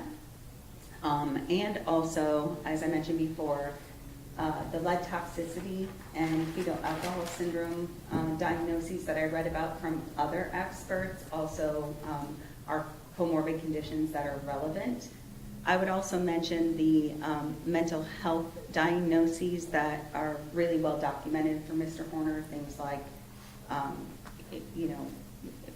severe depression, history of significant self-harm and so forth. That all goes into play in understanding where he is now in terms of his functional communication. I want to take you back to the symbolic dysfunction relating to pragmatic communication. What is pragmatic communication? So it is language functioning. So it's the use of language and doing so for social purposes. Why is it important?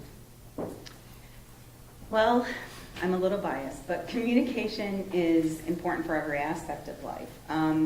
When you're a child, then social communication is how you make friends and how you become well-liked by your educators. When you're getting older, it's how you ask a girl on a date and get her to say yes. It's then how you interview effectively for a job. It also has to do with being able to maintain those relationships over time. So it's, you hear about, for example, relationships falling apart, and the number one reason we hear about is that we have a lack of communication, and that's social communication. What does it mean to have a symbolic dysfunction related to that pragmatic communication? It's just the terminology I have to use because he has a primary diagnosis of autism, which autism itself is made by the diagnosis is made by having those challenges in social pragmatic skills and then having a set of restricted or repetitive patterns of behavior or interests. So I say it's like two sides of a coin, and social communication is one side of that coin. Well, how much of the criteria for diagnosis of autism is related to communication? So you have to. So if you think of it as two sides of the coin, you have to have all three of the indicators for difficulties in social communication, and then you have to have two of the four patterns of restricted or repetitive interests and behaviors. Those would be things that you think of when you hear about autism, things like sensory differences or insistence on sameness, whereas the issues relating to social communication have to do with things like social emotional reciprocity, understanding nonverbal communication, and being able to follow conversational acts and turn-taking rules, and being able to build and maintain interpersonal relationships. Well, doctor, let me ask you this.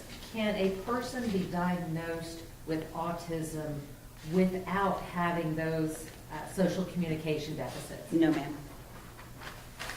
So what kind of social communication deficits or challenges do you typically see in your patients? So in my field, there's an adage that says if you've met one person with autism, you've met one person with autism. And so it can look different for different people. But we see commonalities, challenges with things like emotion regulation, being able to manage their reactions to problems. We see difficulties with conversational skills and routines, maybe interrupting a lot, or not knowing when it's their turn to participate, or difficulty sliding into a group conversation. See difficulties with things like making and maintaining friendships. I also see a lot of clients working on being able to send messages where the messages they send match their intentions, whether that's nonverbal or verbal. Did you see any of these social communication deficits in Tanner? Yes, I saw all of them in Mr. Horner. I want to go back to some of the testing that you did. Okay. Specifically talking about assessing pragmatic communication. Is there a particular test or set of tests that you give related to assessing the pragmatic communication? Sure. So because of Mr. Horner's age, it's not like I can give you a standardized score and say, here's how impaired his social pragmatics are, because we just don't have those assessments available for adults. But what I gave him was an instrument that is a video-based instrument. It provides normative information, so standardized information, for somebody up until the age of 18. But it basically shows a little social scenario, and then you ask the client, did something go wrong here? And either something did or didn't go wrong, and the client then has to identify what went wrong and how it should be fixed. What did these tests show? Well, that one in particular is a direct assessment of his ability to read nonverbal communication, which is highly in deficit, to use certain what we call speech acts, which is ways that we use social language or language for different functions, like apologizing or complimenting, making requests, and he had deficits in all of those areas. I also gave him an assessment that is an interview-based assessment that's called the self-pragmatics profile, and that one allows me to look at conversational routines along with nonverbal communication skills and the ability to ask for and obtain information. Dr. Fritz, in looking at the sum total of all of the testing that you gave Mr. Horner related to pragmatic communication, how well did he perform?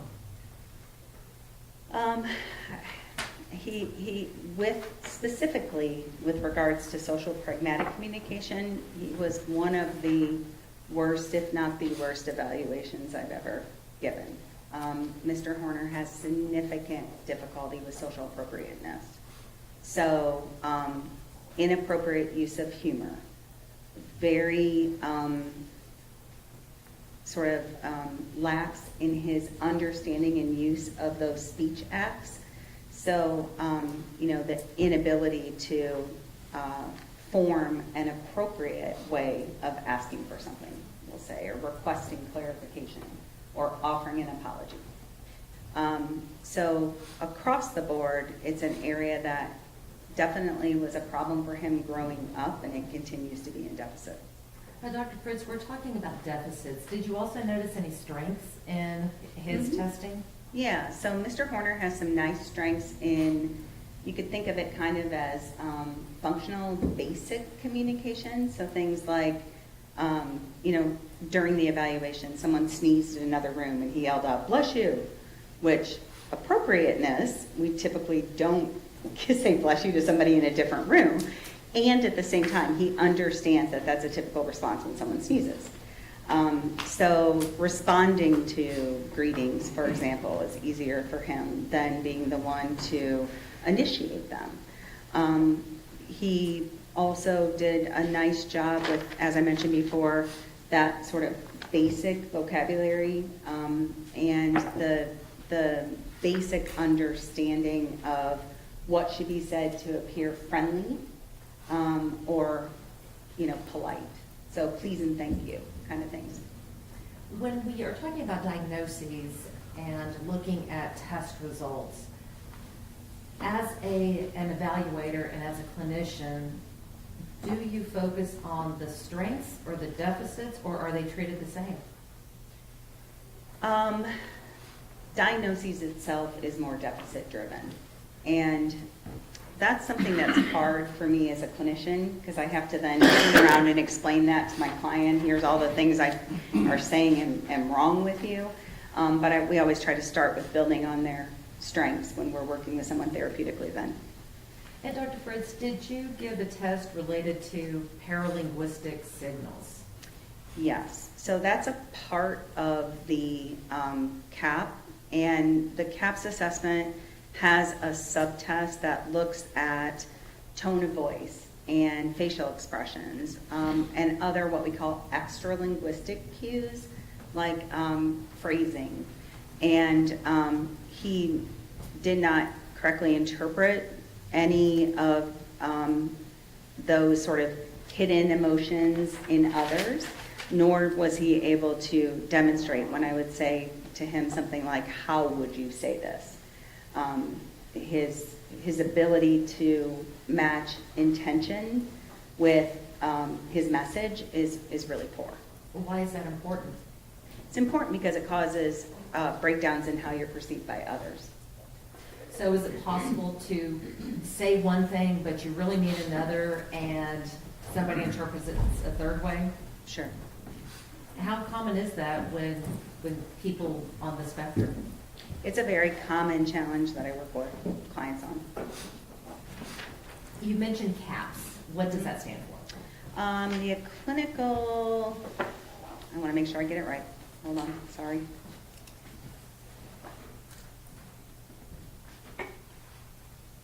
Clinical assessment of pragmatics. Okay. And these other tests are just subtests of that clinical assessment? Yes, that's correct. And Dr. Fritz, you also mentioned alexithymia. Am I Mhm. saying that right? It's alexithymia. Alexithymia earlier.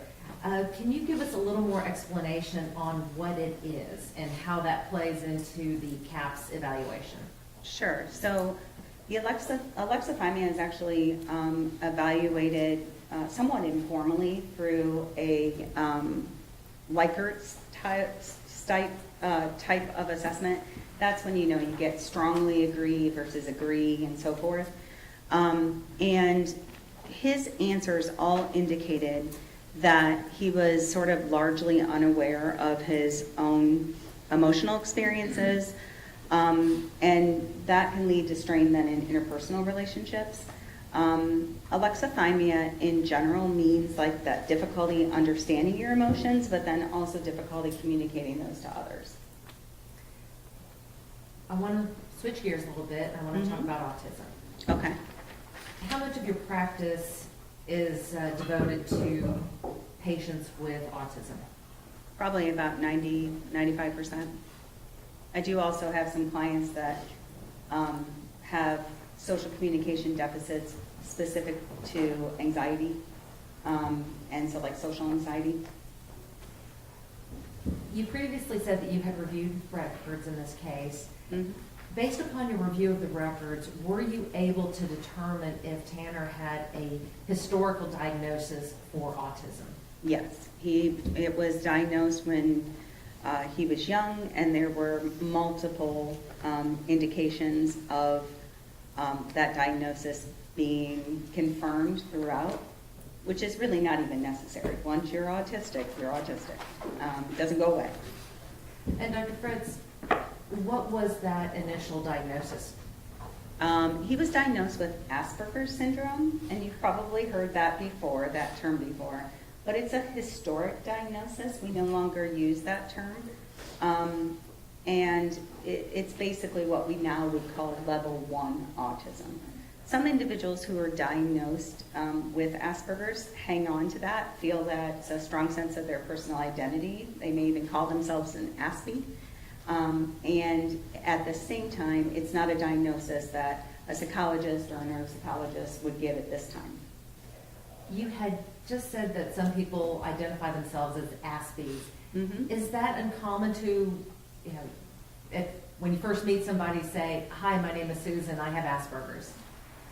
It would be uncommon because of the fact that I think we're still in a society where we're trying to understand neurodivergence as a difference as opposed to a deficit.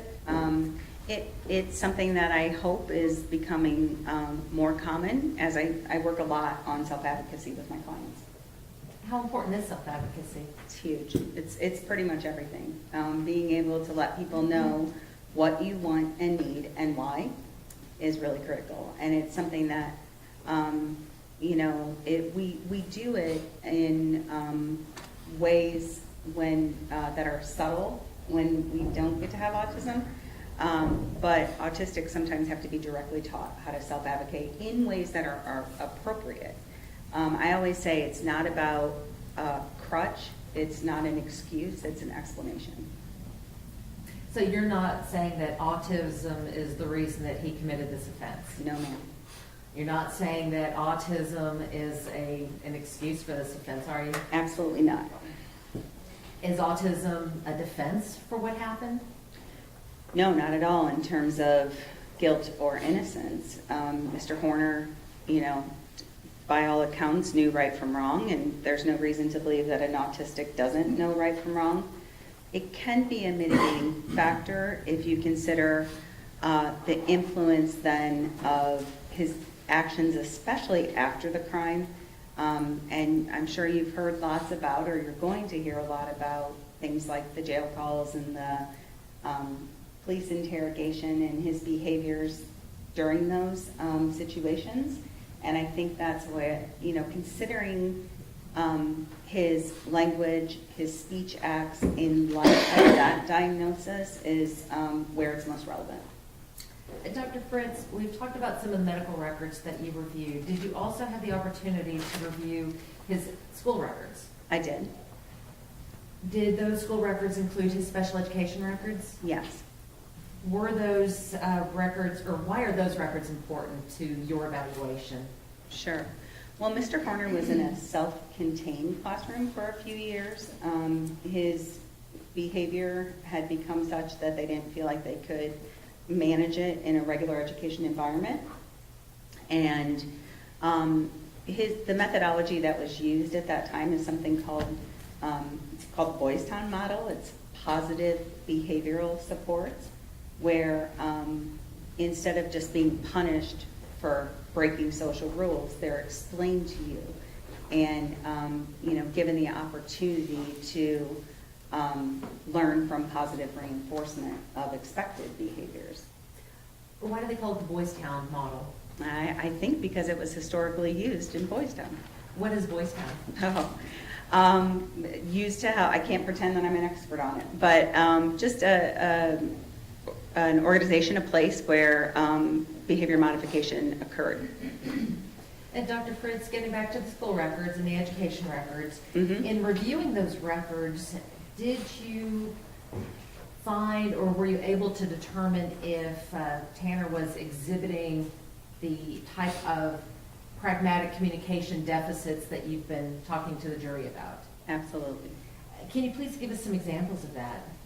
Sure. So I think I mentioned that he could, when we were doing the video-based assessment, he could say if someone was being like friendly or if they were being mean. He could problem solve what they should be doing, but he had almost no ability to recognize breakdowns in what they were saying, and certainly no ability to recognize how they were saying it or the nonverbal communication that they were using. He also had difficulties relating to, interpersonal reactions or interactions. At one point, he told me that watching a clip of a young man kind of stumbling when he was approached by an attractive girl was very uncomfortable for him because he could almost see himself in that particular actor's behavior, but he didn't know how to fix it. So I also saw definitely no ability to correctly interpret social expectations like hidden emotions. That's if someone says, well, how are you doing? You're like, oh, I'm okay. And they just keep going without saying, oh, it doesn't sound like you're really okay. What's wrong? You can't do that.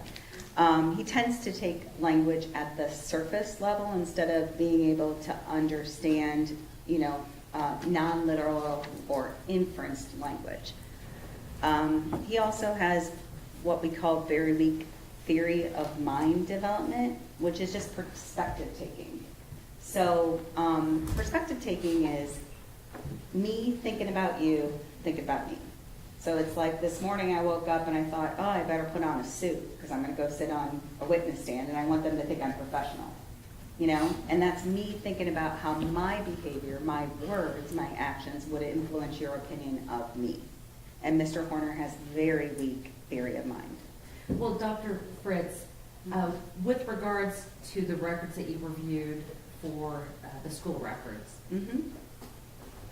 looking at the records that you reviewed and the evaluation that you performed of Mr. Horner, did you see consistent deficits across the board? For sure. So the educational records highlight his extreme difficulty with interpersonal skills. Lots of talk about sort of, and Mr. Horner said he, likes to be a know-it-all. That can be common in level 1 autism, inserting himself into conversations that he was not a part of, not being able to make or maintain friends during his youth. The presence of bullying is something that I deal with a lot with my clients, and that was certainly there early in his formative years. And Dr. Fritz, one of the things that you talked about earlier in reviewing the records and some of the records that you obtained afterwards was some of the other diagnoses that were involved. I think you had mentioned FAS, or fetal alcohol syndrome, and mentioned the mood disorders and things like that. How do all of these diagnoses work together? Sure. So individuals who have autism often have other comorbid conditions. Some very common ones include anxiety, attention deficit, other mood disorders. So some of his mental health diagnoses I see very regularly in individuals on the spectrum.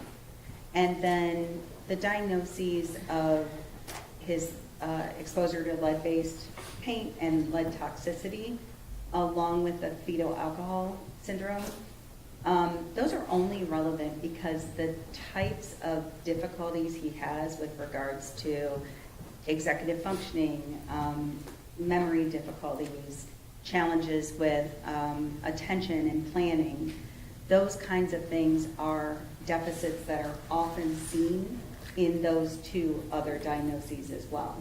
And one thing you should know is it's not like it has to be mutually exclusive. You can have FAS and be autistic. You can have Down syndrome and be autistic. So it doesn't have to be one or the other. And where does intellectual disability fit in with all of that? So some individuals on the spectrum have cognitive impairment. That's probably going to impact the level of autism that they have. So generally when individuals have a cognitive deficit, they're going to be diagnosed with level 2 or level 3 autism because it's more significant. Mr. Horner's cognitive abilities are within normal limits. Dr. Fritz, I want to switch gears again. I want to talk to you about some of the problems that autistic people can face. And I believe that we had talked about reactions and matching reactions to the size of a problem. Why is it important to be able to match your reaction to the size of a problem? Well, the biggest reason that I see most regularly is it affects other people's opinions of you. So when you have great big reactions to what other people might consider a small problem, people don't want to be around you much anymore. I give my clients sort of definitions for small versus medium versus large problems. So small problems are ones that just affect you. You got a hangnail, or you can't find the shirt you wanted to wear, you didn't get to go first in line. Medium-sized problems affect a small group of people, and that the uncomfortable feelings that come with it should last a little bit longer than a small problem. So that might be something like getting into an argument with your family members, or you screwing up a game and costing, getting the last out and costing your team the game, right? It's going to affect a small group of people. That feeling is going to last a bit longer. So having a medium-sized reaction to that is understandable. And then I always say, those great big problems are ones that have lasting effects. So natural disasters, certainly death of family members, things like that, where it takes a lot of people to fix the problem and the feelings might last a long time. When we're talking about social cognition versus social communication, where does the matching of problems or matching of reactions to the problems fall? Probably both. So social cognition is social thinking, And when I'm explaining it to my clients, I explain that we have like kind of a downstairs brain and an upstairs brain. The downstairs brain is your feeling brain. You maybe have, heard other words for it. It's the subcortical region of the brain. It's where emotions, reign. And sometimes you can't help how you feel about a situation. But your upstairs brain, the cognitive part of your brain, should be able to respond, stop yourself, and respond in a way that's considered prosocial or an expected behavior. What do you mean by cognitive? Thinking.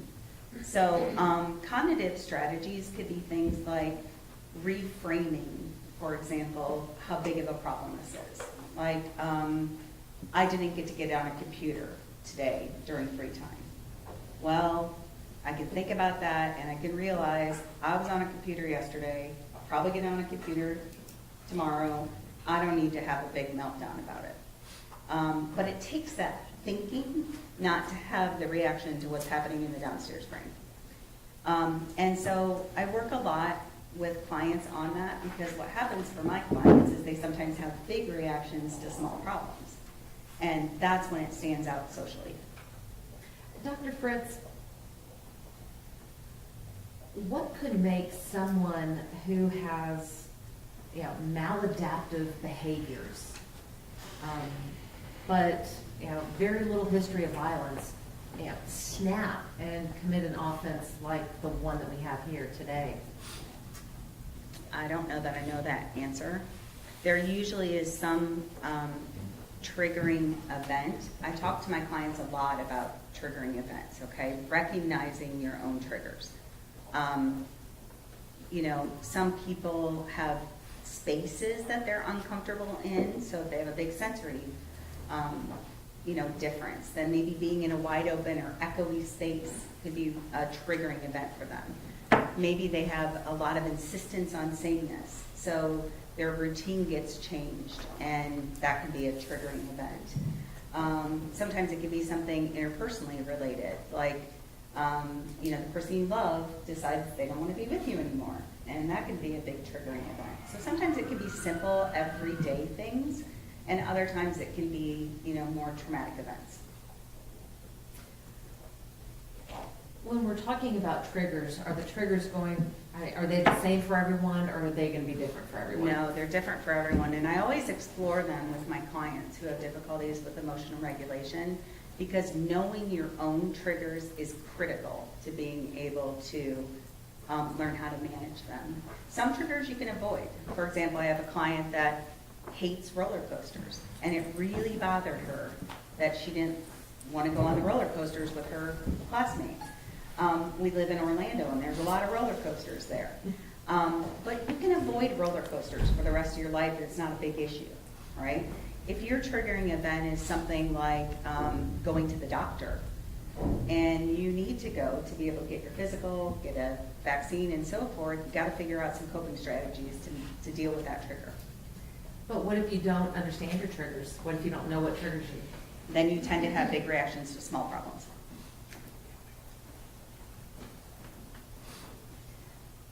We talked a little bit about social cognition, and you did speak a little about the theory of mind.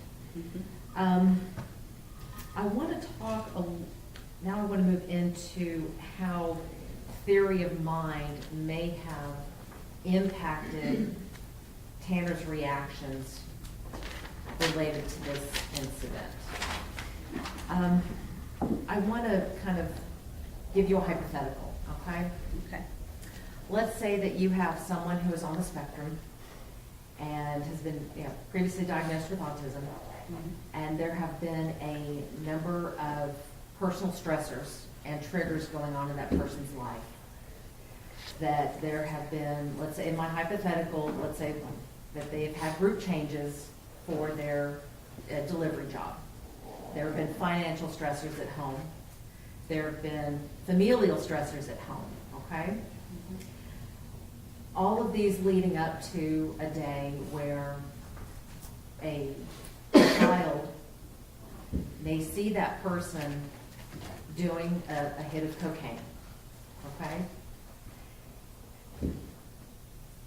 Thinking about all of that, how does, well, let me back up, let me finish my hypothetical. And then the person assumes that this child saw them doing cocaine.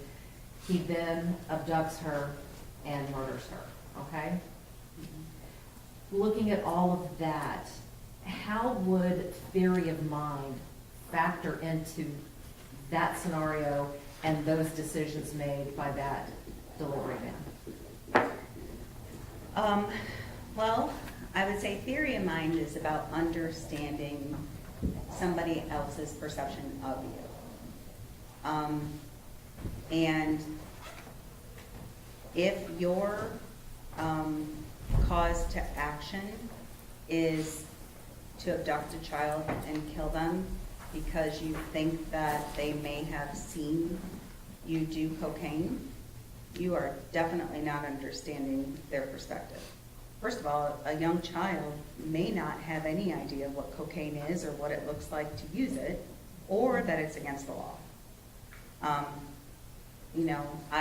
not saying that that is obviously a reason to do anything as heinous as abducting a little girl and killing her. And at the same time, it hypothetically could be a triggering event. Is this an example of where we're talking about big reactions to what could be little problems? That would certainly fit that. When someone has a big reaction to a little problem, how does that deal, what effect does that have on that small problem? Does it keep it a small problem? Well, it's interesting that you asked that, because I always explain it to my clients like this. If you continue to put energy into a problem without taking the time to calm down first, you're probably going to make the situation worse. So I always say when stress goes up, the ability to problem solve goes down. Language processing goes down. Okay? It's an inverse relationship for all of us. And so it's why we say, I just need a minute, I'm not ready to talk about it right now, because we need that time to calm down before we work towards socially problem solving something. So then I tell my clients, if something is in your locus of control, so something that you can actually change, that's something to put your energy into. You can't figure that out when you're up here emotionally, if you're dysregulated.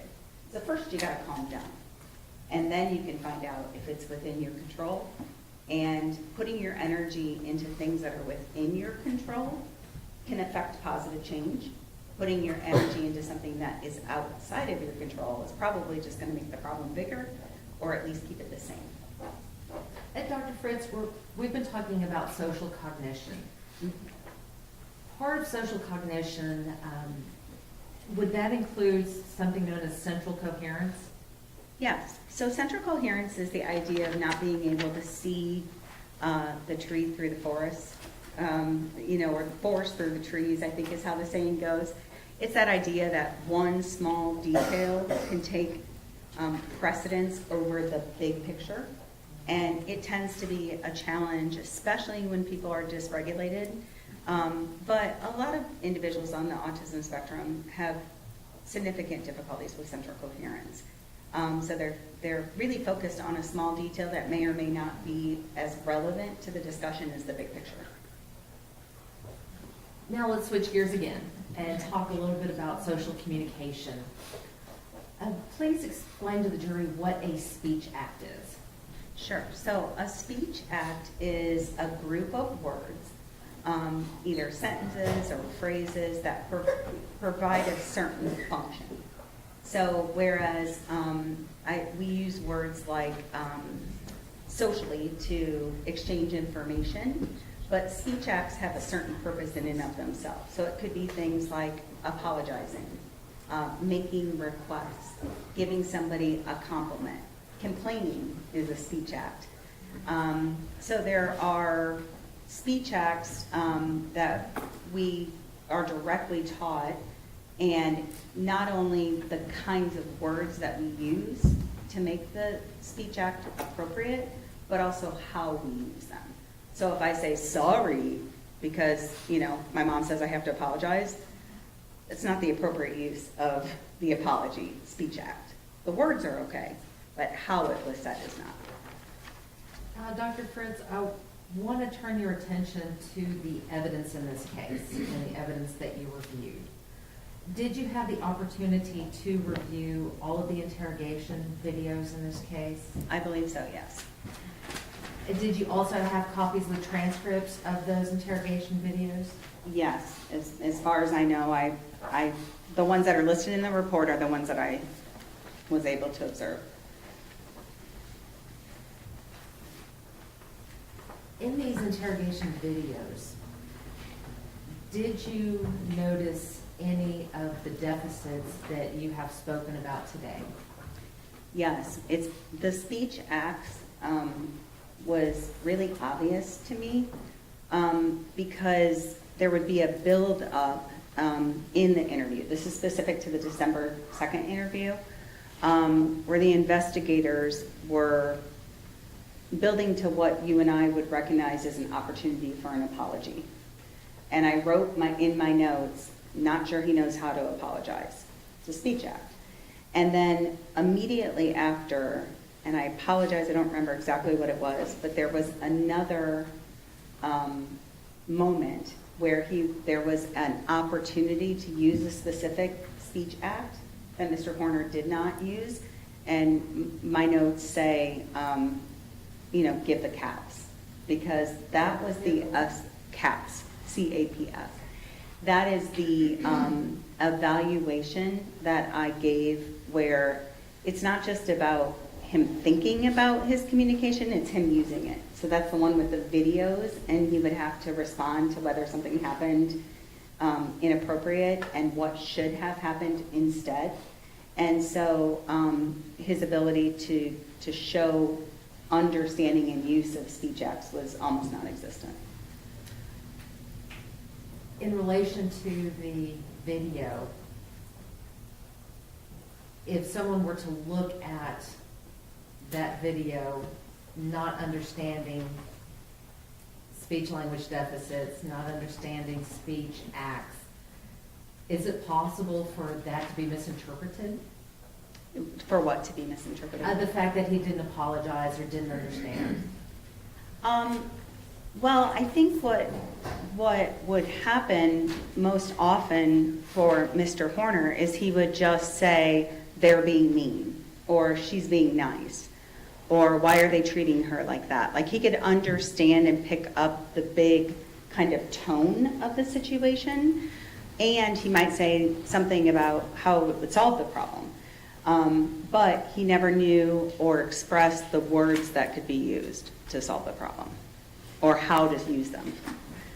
And in not expressing those words, could that be misinterpreted? Absolutely, because when we don't use expected social behaviors, that tends to be when someone tells you you need to start using an expected social behavior. So those of us who are neurotypical pick up on all sorts of social communication expectations incidentally. So no one said to you directly, I mean, maybe they did when you were really little, but no one says, if someone says goodbye to you, you should say goodbye to them. But you do that. You follow that expected social rule. And individuals on the spectrum absolutely have the ability to use, most of them, if they don't have significant cognitive involvement, to use appropriate social communication. They just haven't been taught the social rules yet. So that's why I think of autism as being, in some ways, a very cool strength for a lot of my clients, because they have these abilities to understand patterns, sequences. I was telling Mr. Horner the reason why he is so musical is most likely due to the fact that he's autistic, because the part of your brain that is important for things like math and music has a lot more neurons dedicated to it in the autistic brain. So I can eventually teach social rules to clients, and then they can apply them. No one's ever going to make me good at calculus. You know, I don't have those neurons in that part of the brain. And Dr. Fritz, you had talked about that other people might use or note expected social rules and might have to tell somebody about the expected social rules. Do you have an example of that in the evidence that you reviewed? Oh, there's a lot of examples in, you know, the educational IEP goals that he has relating to appropriateness of social rules. You know, a lot of his goals that he had that throughout his formative years related to that. Did you by chance review a phone call between Tanner and his mother? I did. I was able to listen to several jail calls and certainly heard a few between he and his mom.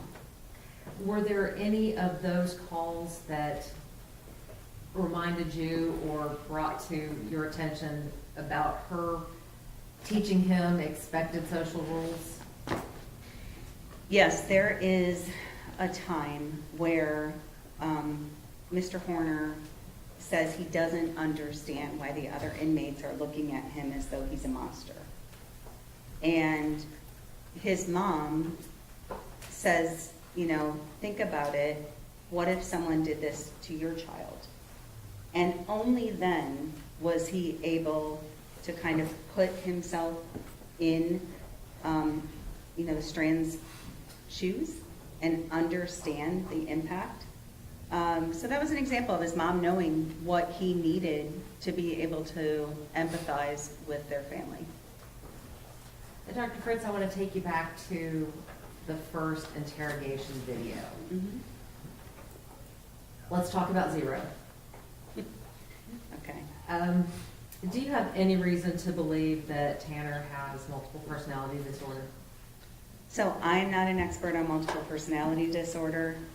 However, I can tell you that I'm really good at knowing when someone's not being truthful. And as I was watching the interrogation video, it was just pretty obvious to me that 0 does not exist, and that Mr. Horner was kind of using him as a tool to maybe tell the story of what had happened.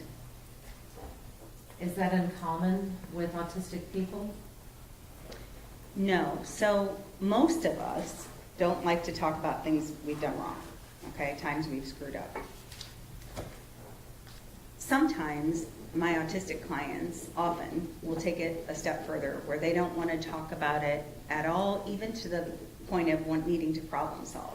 So in fact, almost every time a client gets on with me and their parent or their spouse walks in and said, did you tell Dr. Amy about, and then my client says, I don't want to talk about it. I say, you know what I'm going to say, which is, you tell me you don't want to talk about it, it's exactly what we need to talk about. Because that's usually when change needs to occur. So talking about their social miscues or mistakes in third person seems to be helpful. I even have several clients that talk about their brain as being separate from their self. So my brain told me to, or my brain thought, or my brain guided me to. I have several clients that talk out loud to self-regulate their behavior. And it's this sort of separation between self and behavior. How does that help? Being able to separate yourself from your behavior? Yeah, I think it has to do with the emotional intensity of the situation. It's why we use a lot of video modeling in my field, so that first we'll start off by showing a clip of someone using the expected behavior or the maladaptive behavior that's not my client, and ask them to look at it, describe it. My clients can be pretty good about picking out, the differences in that third person perspective, but then when you video model them and put a video of them, especially when it includes a misstep or a miscue, that becomes emotionally upsetting for a lot of clients. That's pretty typical. So is it easier for them to talk about themselves in the third person rather than in the first? Yeah, either in the third person or they talk, like I said, they talk about their brain. Which it was honestly, it's not something that I've seen, I didn't see it in literature. I recognized this during my, my clinical work, and it just started coming up repeatedly. The idea of thinking of themselves almost as separate from their brain. Now, Dr. Fritz, you talked a little bit earlier about social rules. Mm-hmm. How do we learn social rules? So some of them, like the basics, your parents teach you. Tell them please, say you're sorry. Mr. Horner does a pretty good job with the basics. You know, he's uses greetings. He'll, especially if someone else initiates them. And then the other ones we learn kind of by trial and error. So, for example, I have a client that really wanted the attention of his peers, and he didn't know how to get it in a pro-social manner. So when he was at youth group, he would start throwing beanbags at people. Well, not surprisingly, that didn't get him any friends at youth group. So I had to teach him how to slip into a group in a way that's socially acceptable, because he knew it wasn't working for him, but he didn't know how to fix it. Now let's switch to Tanner. Mm-hmm. Is he able to follow the rules once he understands them? To some degree. I think we see that in, you know, the fact that he has not had, to my knowledge, any incidents in the jail. I think that he has followed rules intermittently throughout his life, effectively. Keeping it together long-term is harder for him. That's why, you know, oftentimes he got fired from jobs, got kicked out of bands. But he can learn and apply rules. And we saw that, I think, most evidence best. And there was a period of, like, I think 9 visits with a speech language pathologist that did home visits. Her name is Marietta Weaver. And his response to her intervention was sort of ideal in his understanding of the rules that she taught. The challenge with pragmatic social communication is the demands continue to change over time. So when you're little, you have to learn how to share toys with other people. When you're older, you got to learn how to ask somebody on a date or how to get a job. And then you have to learn how to, you know, deal with a coworker who's a pain in the butt. So everything continues to evolve and change over time. So do the social rules that go with it. And Dr. Fritz, you have worked in the forensic field. Mm-hmm. So you understand that in pleading guilty to this offense, Tanner will spend the rest of his life in prison. Mm-hmm. How important is following the rules in prison? Well, it can be life or death, for sure. I work with some clients that are preparing for incarceration. I work with a couple of clients who are incarcerated. And I can tell you that general population will make sure that you understand the rules if you're not applying them. And I will say that there's not opportunities for isolation in prison for anyone who's in Gen Pop. And that's sometimes a need for many of my clients. Without that ability to recharge their social battery, then they will oftentimes, you know, have difficulty with that emotion regulation piece that we're talking about, with following the social rules consistently.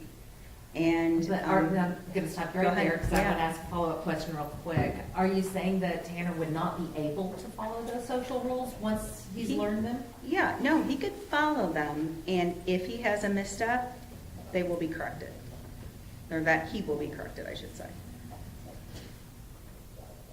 And Dr. Fritz, the last area that I want to talk with you about Mhm. is empathy. Mhm. What is empathy? So empathy itself is basically an understanding of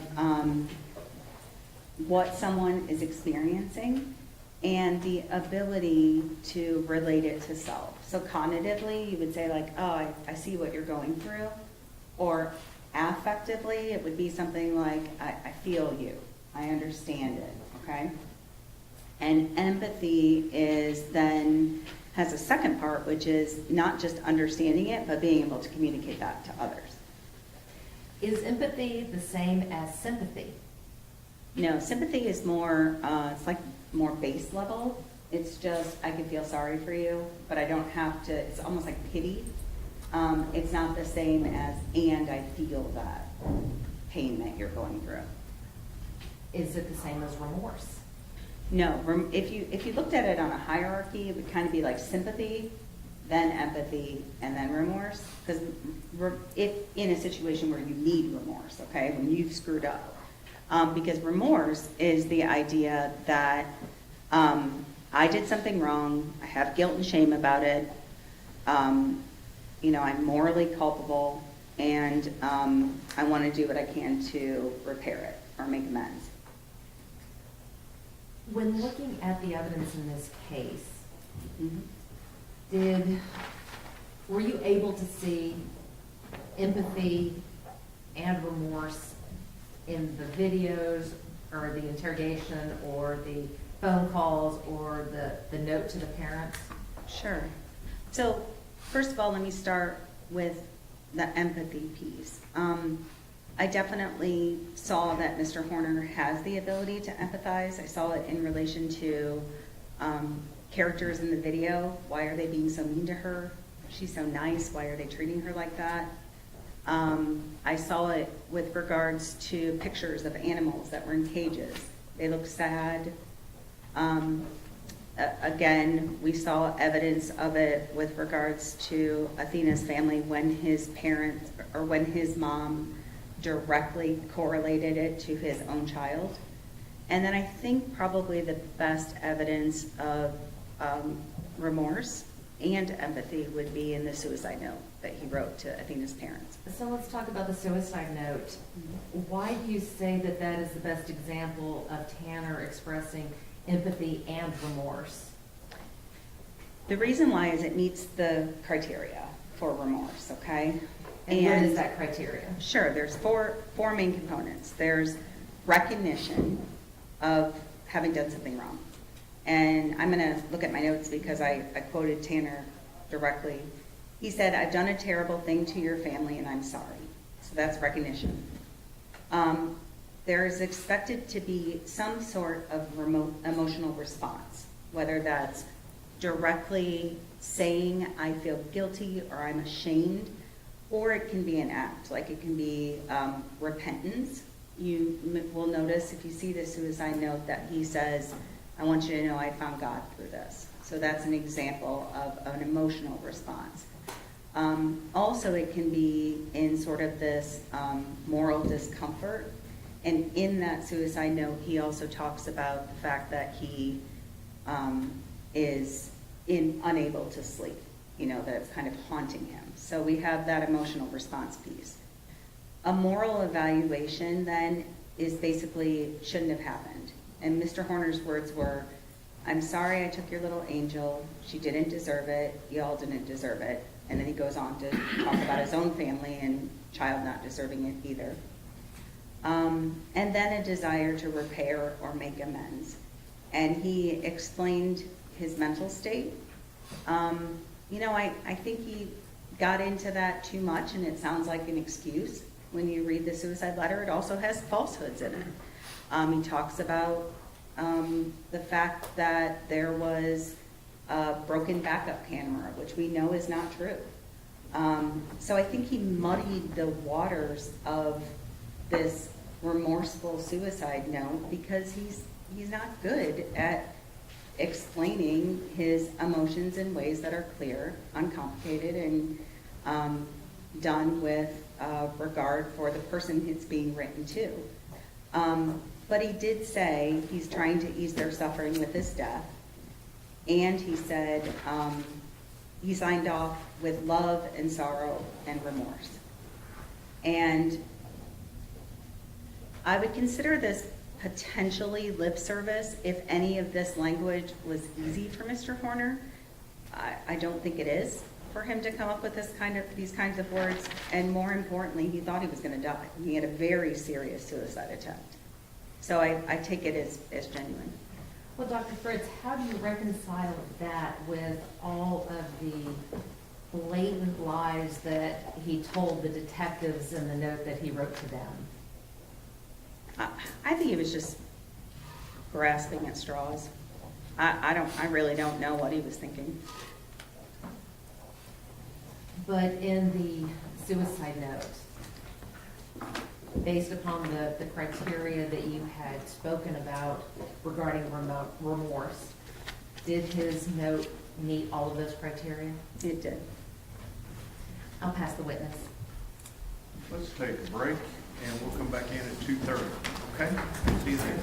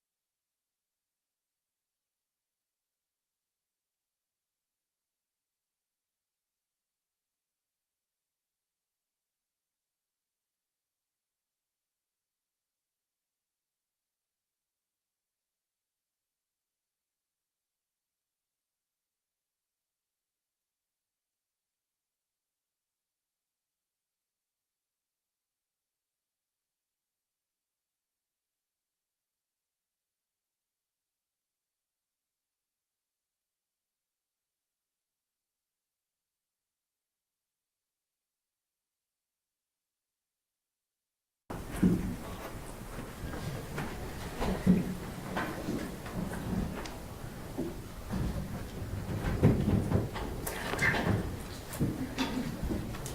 right, cross-examination, Ms. Jewell. Thank you, Judge. Hi, Dr. Fritz. Hi. I realized I forgot to introduce myself to you earlier. I'm Michelle Duell. I'm an assistant district attorney.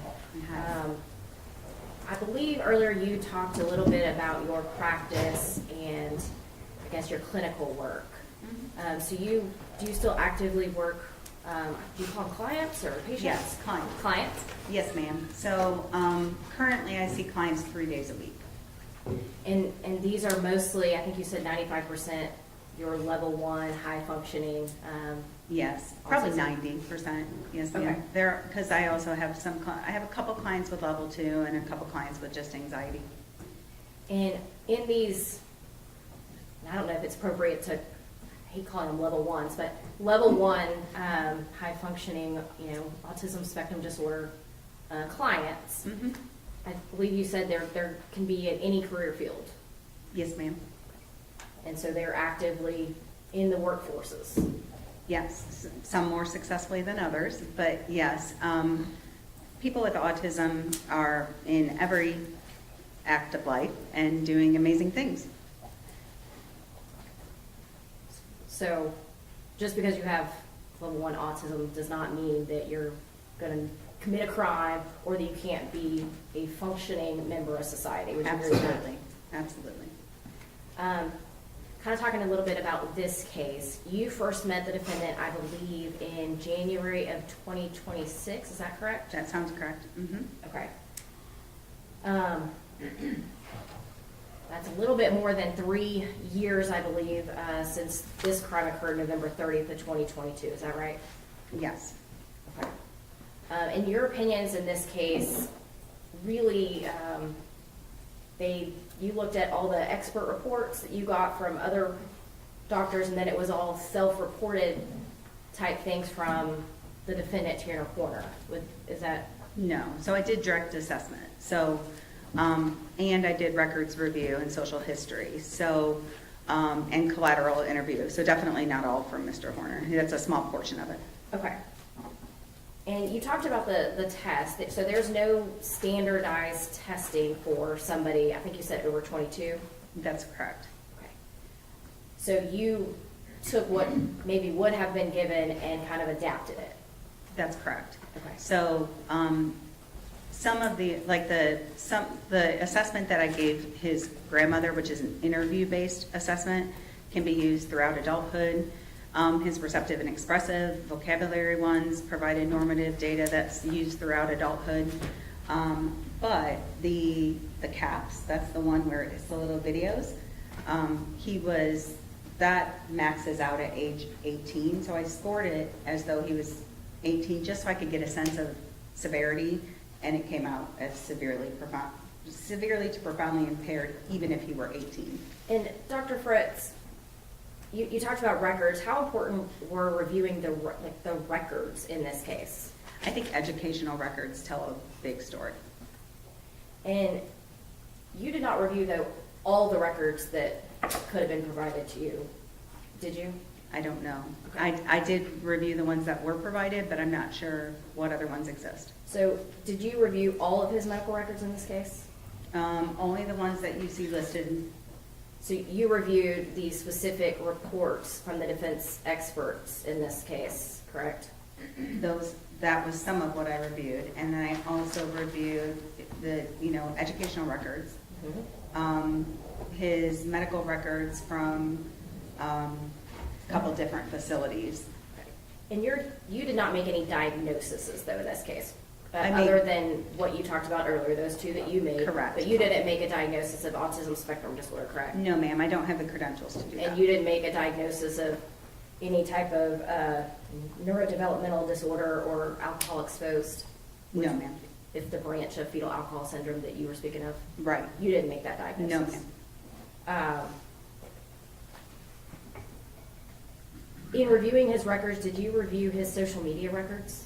No, I was going to say no, but then I did see something that came from the state I'm trying to think, I think it was the information that was provided to Dr. Roombala. And there was some description of his presence on social media. But you didn't review the entire Facebook or Instagram records that there are, correct? I don't know what the whole record is. I saw some, but I didn't see it. Okay. And you spoke about reviewing the, I think you called it the abduction video. Mhm. That was obviously from the FedEx truck, correct? Mhm. How much of the FedEx truck videos did you review? Do you know how many hours that was? I saw, there was a PowerPoint that was sent to Dr. Roombala that kind of had an integrated video clip with a little description. I reviewed that, and I reviewed the audio recording. Again, if I knew, it wasn't hours. So if I told you that there was 30 to 40 hours of FedEx Did not see that. camera video, you did not see all that? That's correct. Did you see any of the video that was prior to the abduction? I saw video of Mr. Horner that day doing other deliveries. That full 8 hours of his day? Yeah, so I saw like where the video would be stopped and it would say like stop number 1, and then it would show a short snippet of him. Okay, so But- you did not watch the actual video? No, ma'am. Okay. And did you watch any of the FedEx video that showed what the defendant did after the crime? I saw body cam video and I saw interrogation, but in FedEx video, no. So if all of those recordings would have shown essentially the defendant interacting with different people, whether it be, people he's dropping off packages to, neighbors, people coming up to his window, just general conversations prior to the crime, would that have been helpful to you to see how his language skills were working? So I did see some of that. So in the clips that you mentioned, like there's a dog that's comes, and so he has to slam the door, and he has a short greeting or exchange with somebody. So and there's a few examples like that, just little short snippets of communication. I mean, But is there more? yeah, there's 40 hours Yeah, of no. video. Yes, it would have been helpful to see more. Okay. And I guess, I know you've seen apparently some snippets, so I don't exactly know what you've seen, but Objection, Your Honor, to the sidebar. Just answer a question and answer. as for the FedEx videos after the crime, did you watch any of the videos from the days after November 30th of 2022? No, ma'am. FedEx videos? Yes, ma'am. No, ma'am. Okay. Do you think that that would have been helpful in knowing how he was interacting the days after the crime? It might have. I can tell you that the video snippets that I saw during, the day of the crime, and also the interrogation videos of him after the crime, weren't surprising to me, because the language that he was using, say with other people on his route, was in keeping with what I expected to be his strengths.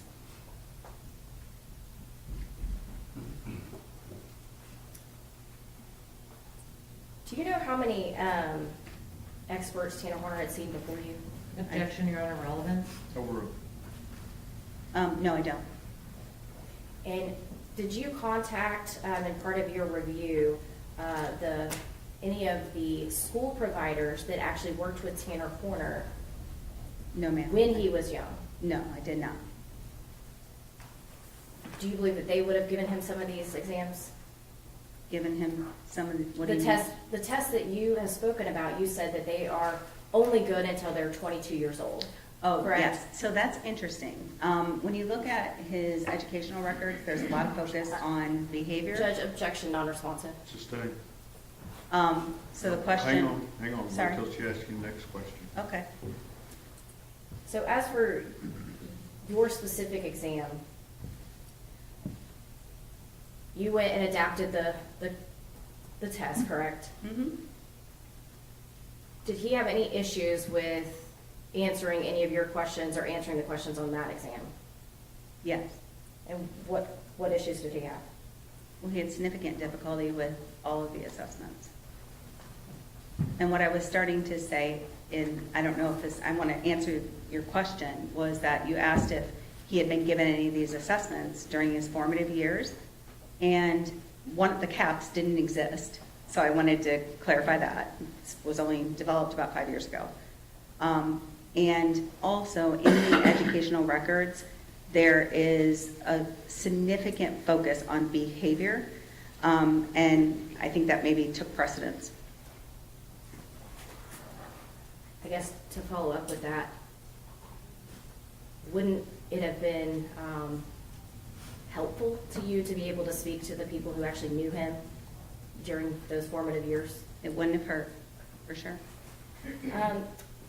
You talked about his job history. So Tanner Horner was able to hold jobs, correct? For short periods of time, yes. He worked for Walmart for a year and a half, is that correct? I'm not sure the length of time, but if you say so, yes. It's in your notes. Do you Okay. have your notes in front of you? Yeah, I don't, whereabouts in my notes does it say how long? It's in the location that, when I guess he's talking about his job. Oh, my personal notes. Yes, your sorry. personal notes in this case. Yes. I think I have them.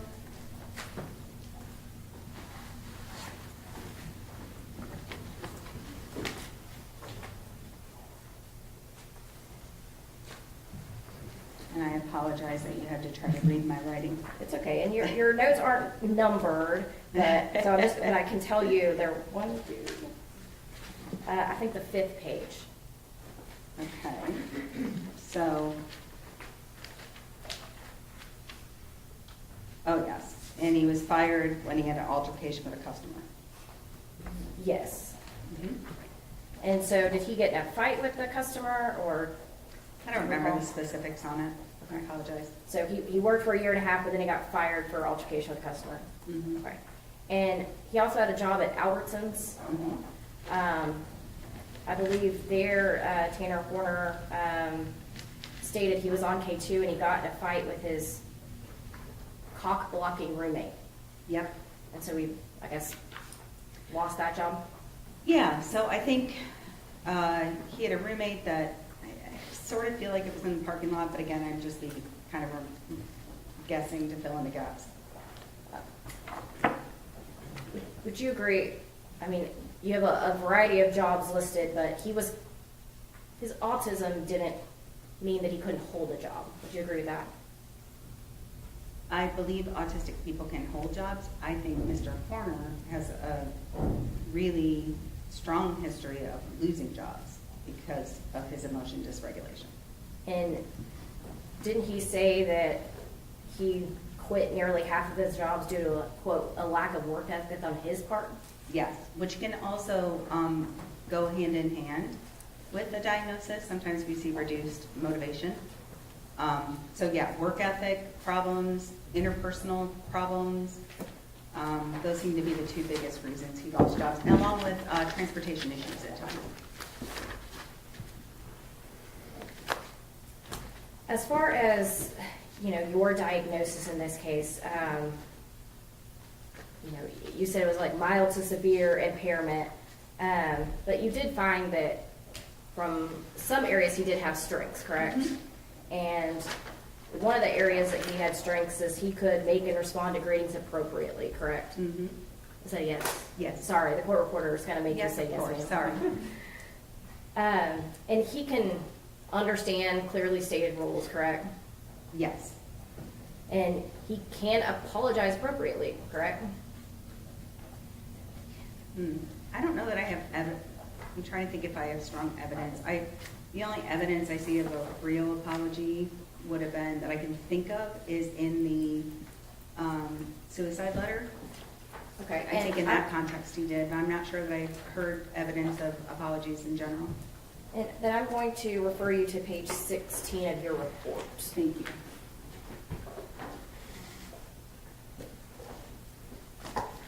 And it's the third full paragraph on that page, kind of the third sentence down. But you specifically state that he revealed several social pragmatic strengths. He consistently makes in response to greetings and farewells. He shows a sense of humor. He apologizes appropriately, offers help to others, and understands posted or clearly stated rules. Yes, so this is this is the section that is from the, let me make sure I don't speak out of turn here.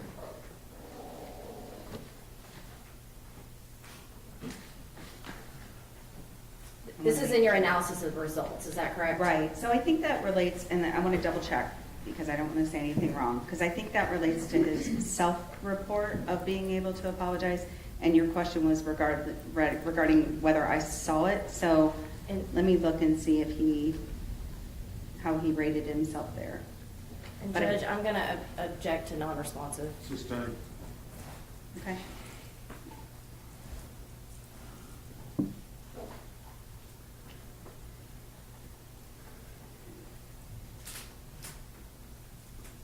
You stated that during his evaluation, he demonstrated a good sense of humor, correct? Mhm. Yeah. And within that sense of humor, while you guys were doing your evaluation, he actually made a joke about an otter. Mhm. Is that correct? That's right. And what you were telling him was that there was an otter with law enforcement that was used to actually locate missing children Specifically missing children in water. in Yep. water. And his response was to essentially make a joke saying, you know, he used, I guess, a wordplay. Mhm. Instead of otter, he said odder. with That's right. The D's, is that correct? That's correct. I mean, that's a decent, one that shows his humor, but that's also a decent level of wordplay and linguistics, you would agree, right? Yes, he has a really good sense of puns. His use of sarcasm is also very good. His ability to accept it from others is much more difficult.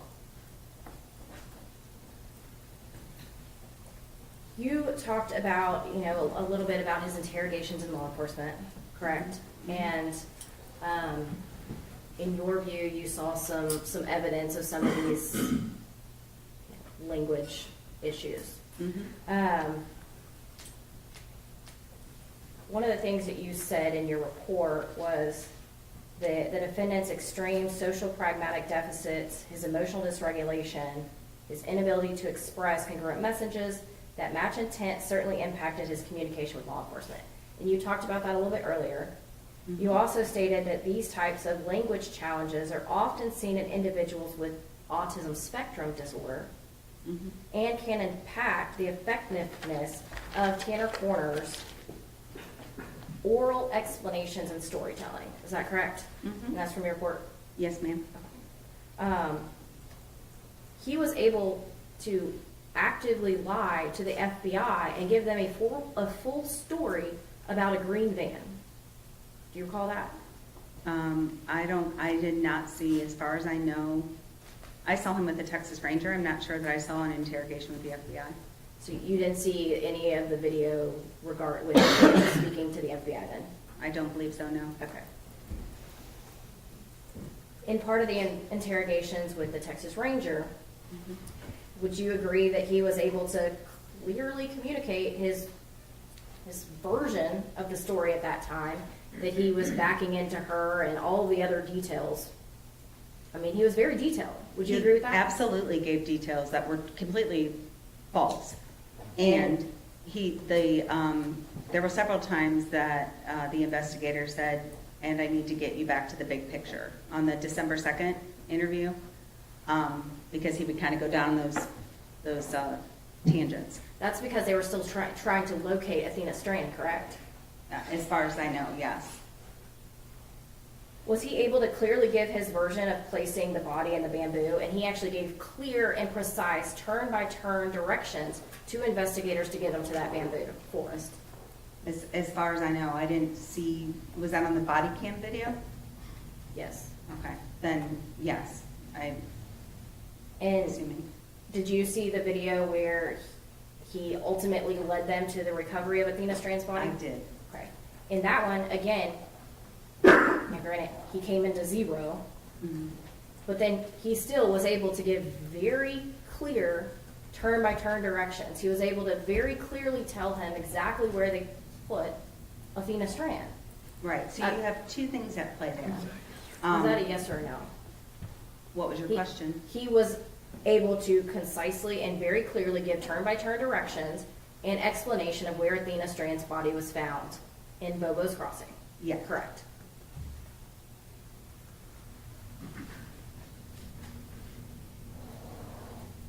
You talked a lot about empathy, and I kind of want to talk to you a little bit about that. You reviewed all the letters that he wrote with his suicide attempt, correct? Yes. Okay. And you put in your report that that was, you saw in that deep empathy, was that correct? Yes. Okay. In a letter to law enforcement, you read that letter, correct? Yes. Okay. He denied responsibility and he blamed somebody else for the crime, is that correct? Yes. And you know that to be not true, correct? That's correct. Okay. Is that empathy to the family to leave them thinking somebody else out there killed their daughter? Of course not. In the letter to the family, Mhm. he said, sorry, and so many people were affected by his breakdown, right? Mhm. Not just your family, but my own as well, correct? Right. He said he owed it to you all to explain where my mind was at, but then he still gave untrue versions of the events. He blamed and talked about his Asperger's, not doing well with change, his different route, his being sold off to another company, but he still did not give a full telling of the events in that letter to the family, correct? Correct. Is that deep empathy to tell the family a version of the story that is still not true? He meets the criteria for showing deep empathy. He absolutely was giving falsehoods and inexplicably trying to cover his tracks. It makes no sense. It's not logical, but that goes to what I was saying about the inappropriatenesses of his social communication. And how is that remorse when he is still providing, even in this letter that is supposed to be left to this family in this suicide attempt, he is still giving these falsehoods that would make them believe that somebody else was involved and still not tell them the full story of what he did to their daughter. That's remorse? I'm not sure I know anything about somebody else being involved. What are you The referring letter to? to law enforcement, he said somebody else was involved, correct? Yes, I thought you meant the letter to Athena's family. No. And then the letter to his family, he is still telling the incorrect version of those events. He's still How not is that accepting blame. remorse? He is not fully accepting blame for and he is trying to make an excuse. And at the same time, his language is indicative of remorse, and that's what I'm here to opine on. So he's fully not accepting blame and he's still blaming others. So, but you're saying that's What's remorse? the question? Is that remorse? Yes. And what he did say is remorseful. The lies that he told it doesn't serve any communicative purpose, which I think goes to the more evidence to the fact that he has such a significant social communication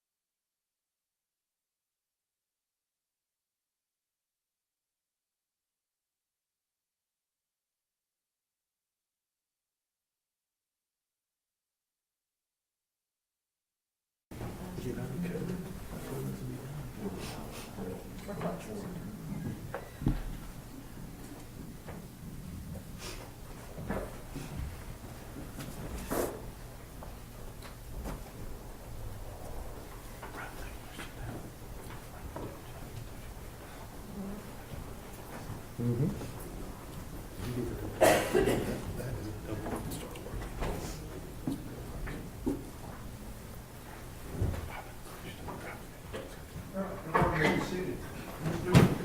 you, Judge.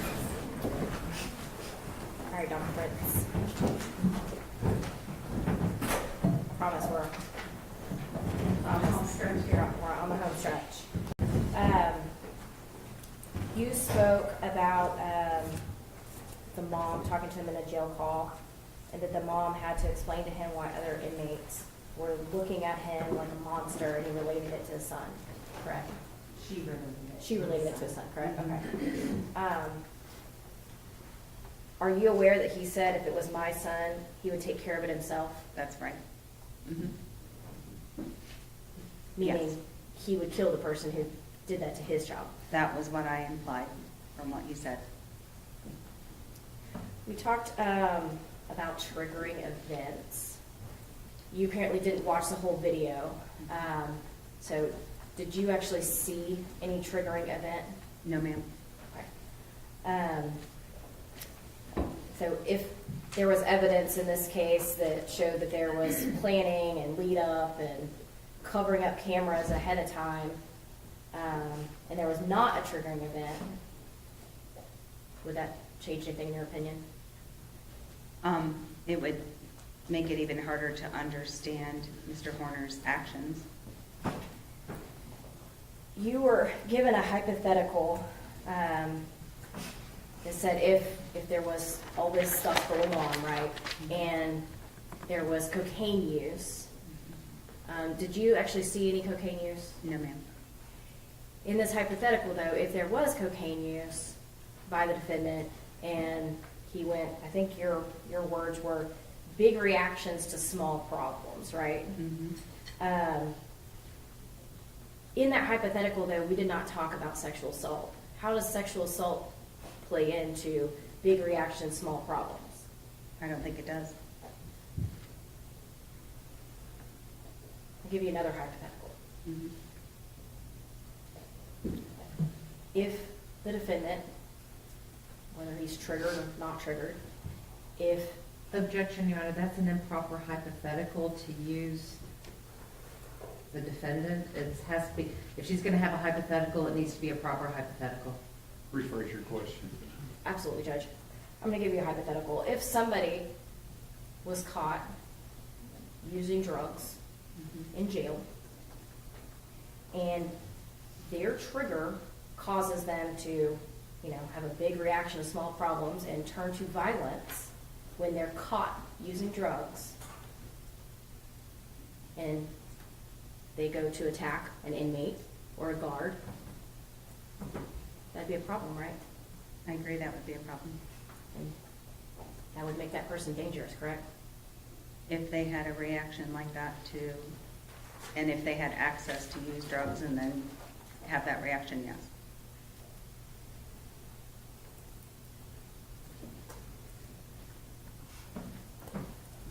You're not offering an opinion today that his language abilities caused him to commit this crime.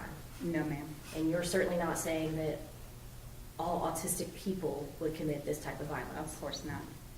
And you're certainly not saying that Tanner Horner is not capable of understanding right from wrong. That's right.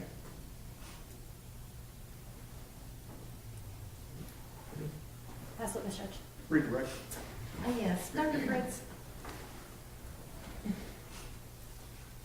Let's talk about the records that you were provided. Okay. You had mentioned that you had been provided the same records that had been provided to a Dr. Arandula. Mhm. Do you know who Dr. Arandula is? No. Were you given a report from Dr. Arandula? Hold on just a moment. Yes, I was. With regards to the jobs that the state asked you about,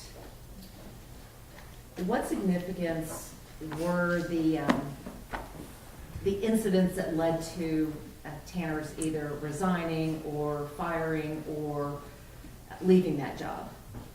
Lots of difficulty with what we call adulting. Transportation issues, significant interpersonal conflicts, difficulty understanding the importance of being a contributing member to society and continuing to have a work ethic, even when you don't want to. Those things are challenges that Mr. Horner consistently displays.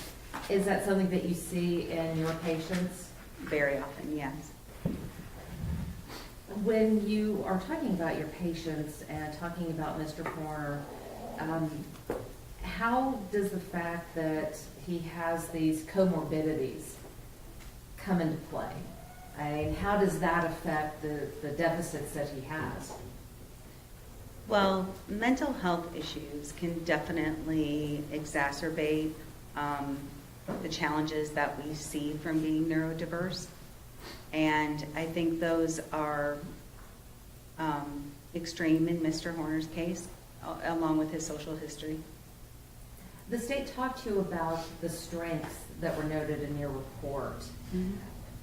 When you are looking at a patient or a client, do you focus on the strengths or do you focus on the deficits? The deficits. Why do you focus on the deficits? Because the DSM, it's called the Diagnostic Statistical Manual. It's what we use to give a diagnosis. For that, it's deficit driven. So you have to be able to look and see those. Unlike, like if they could do a blood test to see if you're diabetic, autism is a clinical diagnosis. So it's based on having those deficits. With regards to the deficits, how severe were the deficits that you saw in Tanner? Very severe in terms of his pragmatic deficits, his social communication deficits, very severe. Expressive receptive depended on the area. Some areas I was relatively typical in or had mild deficits, and other areas were more impaired. Dr. Fritz, is there a difference between being able to give information versus being able to effectively communicate? That's a great question. Yes. So information exchange is one portion of communication, and the giving and receiving of information is one part of it, but communication involves all those other subtle nuances that I've been talking to you about, like facial expressions and other forms of nonverbal communication to make sure that your intentions and your messages match. So the fact that Tanner could give information, does that necessarily mean that he didn't have the deficits that you had talked about earlier?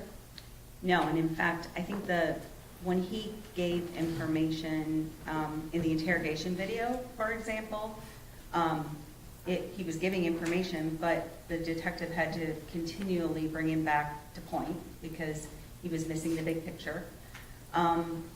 In the giving and receiving of directions, that's one subset of information exchange, and some individuals have a strength in that area. Mr. Horner also told me he has a strength in the giving and receiving of details relating to time, and the reason he has that, as far as I understand, is because of the fact that time is so hard for him. So he likes to know exact information there. Those things are under the same subcategory of pragmatics. So those you can have relative strengths within a given aspect of communication and still have overlying deficits. Is it possible for one to commit a horrific crime and still have deficits? Absolutely. And again, you're not here to excuse what happened or to justify what happened? No. Not here to say that that his autism caused any of this? Absolutely not. And Dr. Fritz, the last thing I want to talk to you about is one of the things that the state brought up regarding these suicide letters. Mm-hmm. How many letters did you review related to his suicide attempt? I think maybe 4. I know I remember reading one to the detectives. I know I read one to his pastor, Mimi, or his grandmother, and no, 5, because I also read one to his mother, and then I read the one to Athena's family. I think we can agree that the letter to the detectives carried a lot of falsehoods in it. Absolutely. Does that change your opinion about the letter that he sent to Athena's family? No, there are falsehoods in the letter he sent to Athena's family as well. And I think the information that he included to the detectives, the lies he tried to perpetuate in his letter to Athena's family, is just evidence of how limited his theory of mind is, his ability to use perspective taking, to recognize that people might compare notes, to recognize that you can, if you want to show true remorse and you want to do so effectively, it's not only the words that are on the page, it's also trying to avoid what the mistakes you've made or correct the mistakes that you've made in the past. And I think that's the deficit occurring. As I mentioned earlier, the words are there that show remorse. And I think it becomes muddied by attempts to place blame otherwise. When you're looking at the letter to the parents, it appears that he was trying to explain what happened. Is an explanation of how someone got to where they are the same as blaming? No, I think his explanation of his stress is real and genuine, and I understood why he included that. I also want you to know that the route being changed frequently is a true trigger for a lot of my clients. It's a very real trigger. I can understand those explanations. The continual lying is the part that I think is trying to push blame elsewhere. And that's the part that that's not logical. And when it's not logical, that calls to mind deficit to me.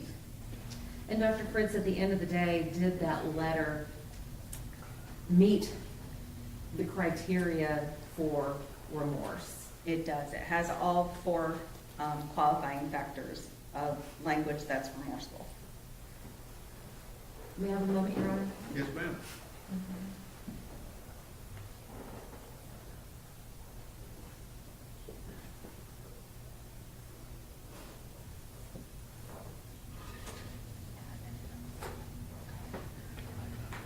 Nothing further, Your Honor. Ms. Dooley. Very, very briefly, Judge. Yes, ma'am. Are you aware that he had the same route the day before? I'm not sure if I knew that in particular. I do know he was on a floater route, so there was some inconsistencies in his route. So his route being changed caused him to intentionally kidnap, sexually assault, and murder Athena Strand? No, there's no direct cause and effect here. There's no explaining away his violent act. 100% no. And I can tell you that changes in routine, the lack of structure and predictability are triggers in autism.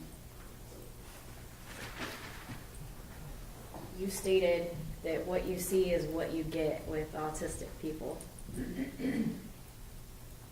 We saw who Tanner was on that video, correct? I think you saw evidence of some horrific things on that video. Nothing further, Judge. Ms. Anderson. Was the person that you saw in that video the same person that you interviewed in the jail? No, ma'am. Nothing further. Ms. Dooley. Nothing further, Judge. Thank you. May this witness be finally excused. No objection, Your Honor. Any objection? No objections, Judge. Thank you, Doctor. Thank you.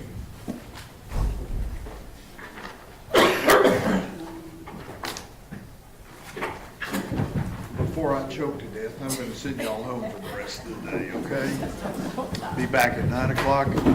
You know, we'll see you then, okay?